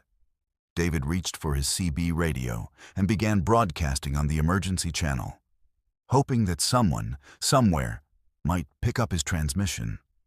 "Mayday, Mayday. This is southbound on Highway 95. Mile marker unknown. I'm under attack by unknown hostiles. Request immediate assistance from any law enforcement in the area." The radio crackled with static, but no response came through. David was completely alone with whatever was happening outside his truck, cut off from help by the mountains and the storm.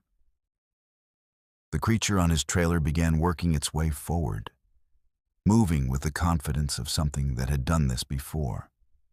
David could see its shadow in his mirrors as it approached the cab, and he realized with growing horror that it was trying to reach his fuel tanks. If it managed to puncture them, he would be stranded in the wilderness with no heat, no power, and no way to escape. In desperation, David began swerving back and forth across the highway, trying to shake the creature loose. The maneuver was incredibly dangerous on the icy road, and he could feel his trailer sliding toward the edge of the ravine with each turn. But the alternative, allowing the creature to disable his truck, seemed even more dangerous. The creature held on with inhuman strength, its claws leaving deep gouges in the metal as it fought to maintain its grip. David could hear it making sounds that were part growl, part human speech, as if it were trying to communicate with him or perhaps coordinate with the other members of its pack. That's when David noticed something that filled him with a new kind of terror. The creatures weren't just hunting him randomly. They were herding him, forcing him toward a specific destination.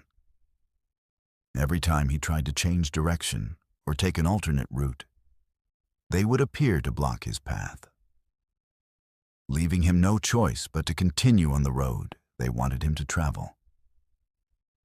The realization that this was a coordinated trap rather than a random attack made David's situation far more desperate. These creatures weren't just predators. They were intelligent, organized, and experienced in hunting vehicles on these mountain roads. They knew the terrain, they knew the weather patterns, and they knew exactly how to isolate and capture their prey. David pushed his truck to its absolute limits, the engine temperature gauge climbing dangerously high as he demanded more power than the machine was designed to deliver. The creature on his trailer was joined by another, and he could feel the additional weight affecting his truck's handling. The steering became sluggish, and the brakes felt spongy, as if the creature's presence was somehow interfering with his truck's mechanical systems. The pack began to close in, with creatures running alongside both sides of his truck and more visible in the forest ahead. They moved with perfect coordination, like a military unit executing a well-rehearsed operation. David realized that he was being driven toward an ambush point, a location where the creatures had prepared additional traps or obstacles. Just as David thought his situation couldn't get any worse, he crested a hill and saw what the creatures had been herding him toward. The highway ahead was blocked by a massive fallen tree that had been deliberately positioned across both lanes, its trunk placed at the perfect height to stop a truck without completely destroying it. The creatures had been planning this trap, possibly for days or weeks, waiting for the right victim to come along. David had seconds to make a decision that would determine whether he lived or died. He could try to stop before hitting the tree, but that would leave him trapped and helpless while the creatures closed in. He could try to ram through the obstacle, but his truck probably wasn't powerful enough to move a tree of that size, and the impact would likely disable his vehicle. Instead, David made a split-second decision that most would never even consider. He veered toward a narrow opening in the guardrail where an old, overgrown logging road disappeared into the forest.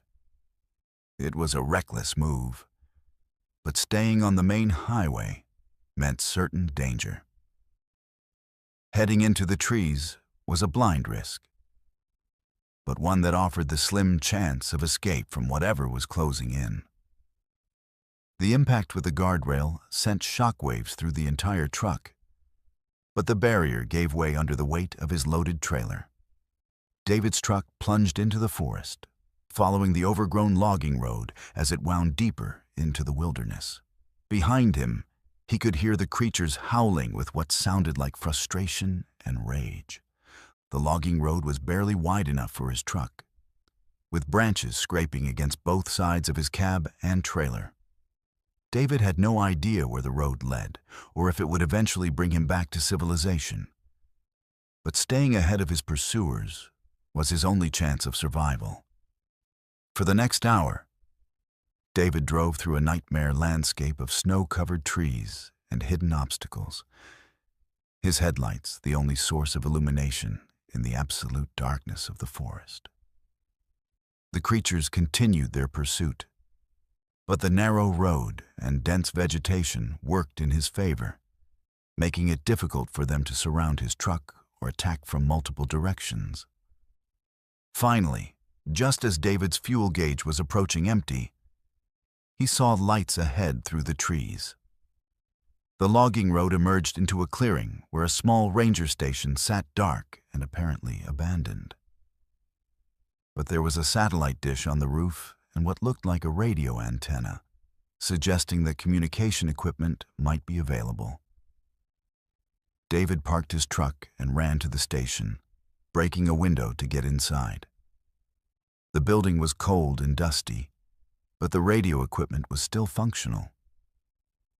He managed to raise the Forest Service dispatcher in Coeur d'Alene, who promised to send a search and rescue team to his location.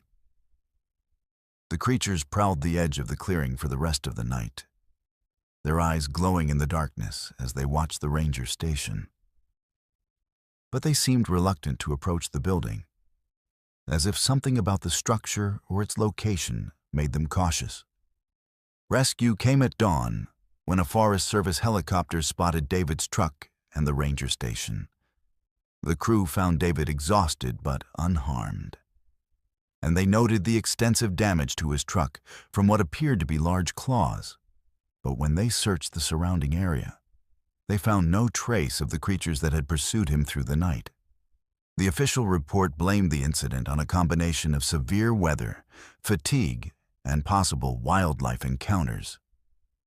David's account of intelligent, coordinated creatures was dismissed as a hallucination brought on by stress and hypothermia. The damage to his truck was attributed to low-hanging branches and rough terrain. But David knew what he had experienced, and he carried that knowledge with him when he eventually returned to trucking. He never drove the Idaho mountain roads alone again. choosing instead to travel in convoys or take longer routes that kept him on busier highways with more traffic and better communication coverage. The creatures were still out there, still hunting, still using the isolation of America's remote wilderness to trap unsuspecting drivers. They were intelligent, organized, and patient, capable of planning complex operations that could take weeks to execute. Most importantly, they understood human psychology well enough to exploit our predictable responses to danger. David started sharing his story with other truckers, warning them about the dangers of driving alone through remote wilderness areas, especially during severe weather when help was far away. Some listened, but most dismissed his warnings as the ravings of a man who'd spent too much time on isolated roads. But the smart ones, the experienced drivers who'd learned to trust their instincts, began avoiding certain routes and traveling in groups when they had to venture into isolated areas. They understood that the highway was home to predators that no safety manual could prepare you for, creatures that used the vastness of the American wilderness to hunt for prey. And somewhere in the Idaho mountains, in a forest where the snow never completely melts, the creatures continue their nocturnal hunts, waiting for the next driver who will venture too far from the safety of civilization. They have learned patience from the endless winters, cunning from the harsh environment, and hunger from the isolation that keeps them hidden from the modern world. The wilderness never sleeps, and neither do the things that hunt in its deepest, darkest corners, where the line between reality and nightmare becomes as thin as the ice on a mountain lake, and just as dangerous to cross. If you're a trucker with your own disturbing story, share it in the comments below. And if these stories have left you wanting more, make sure to subscribe to Verified Fears and hit that notification bell. Because the highway never sleeps, and neither do the things that lurk along its edges. Drive safe out there.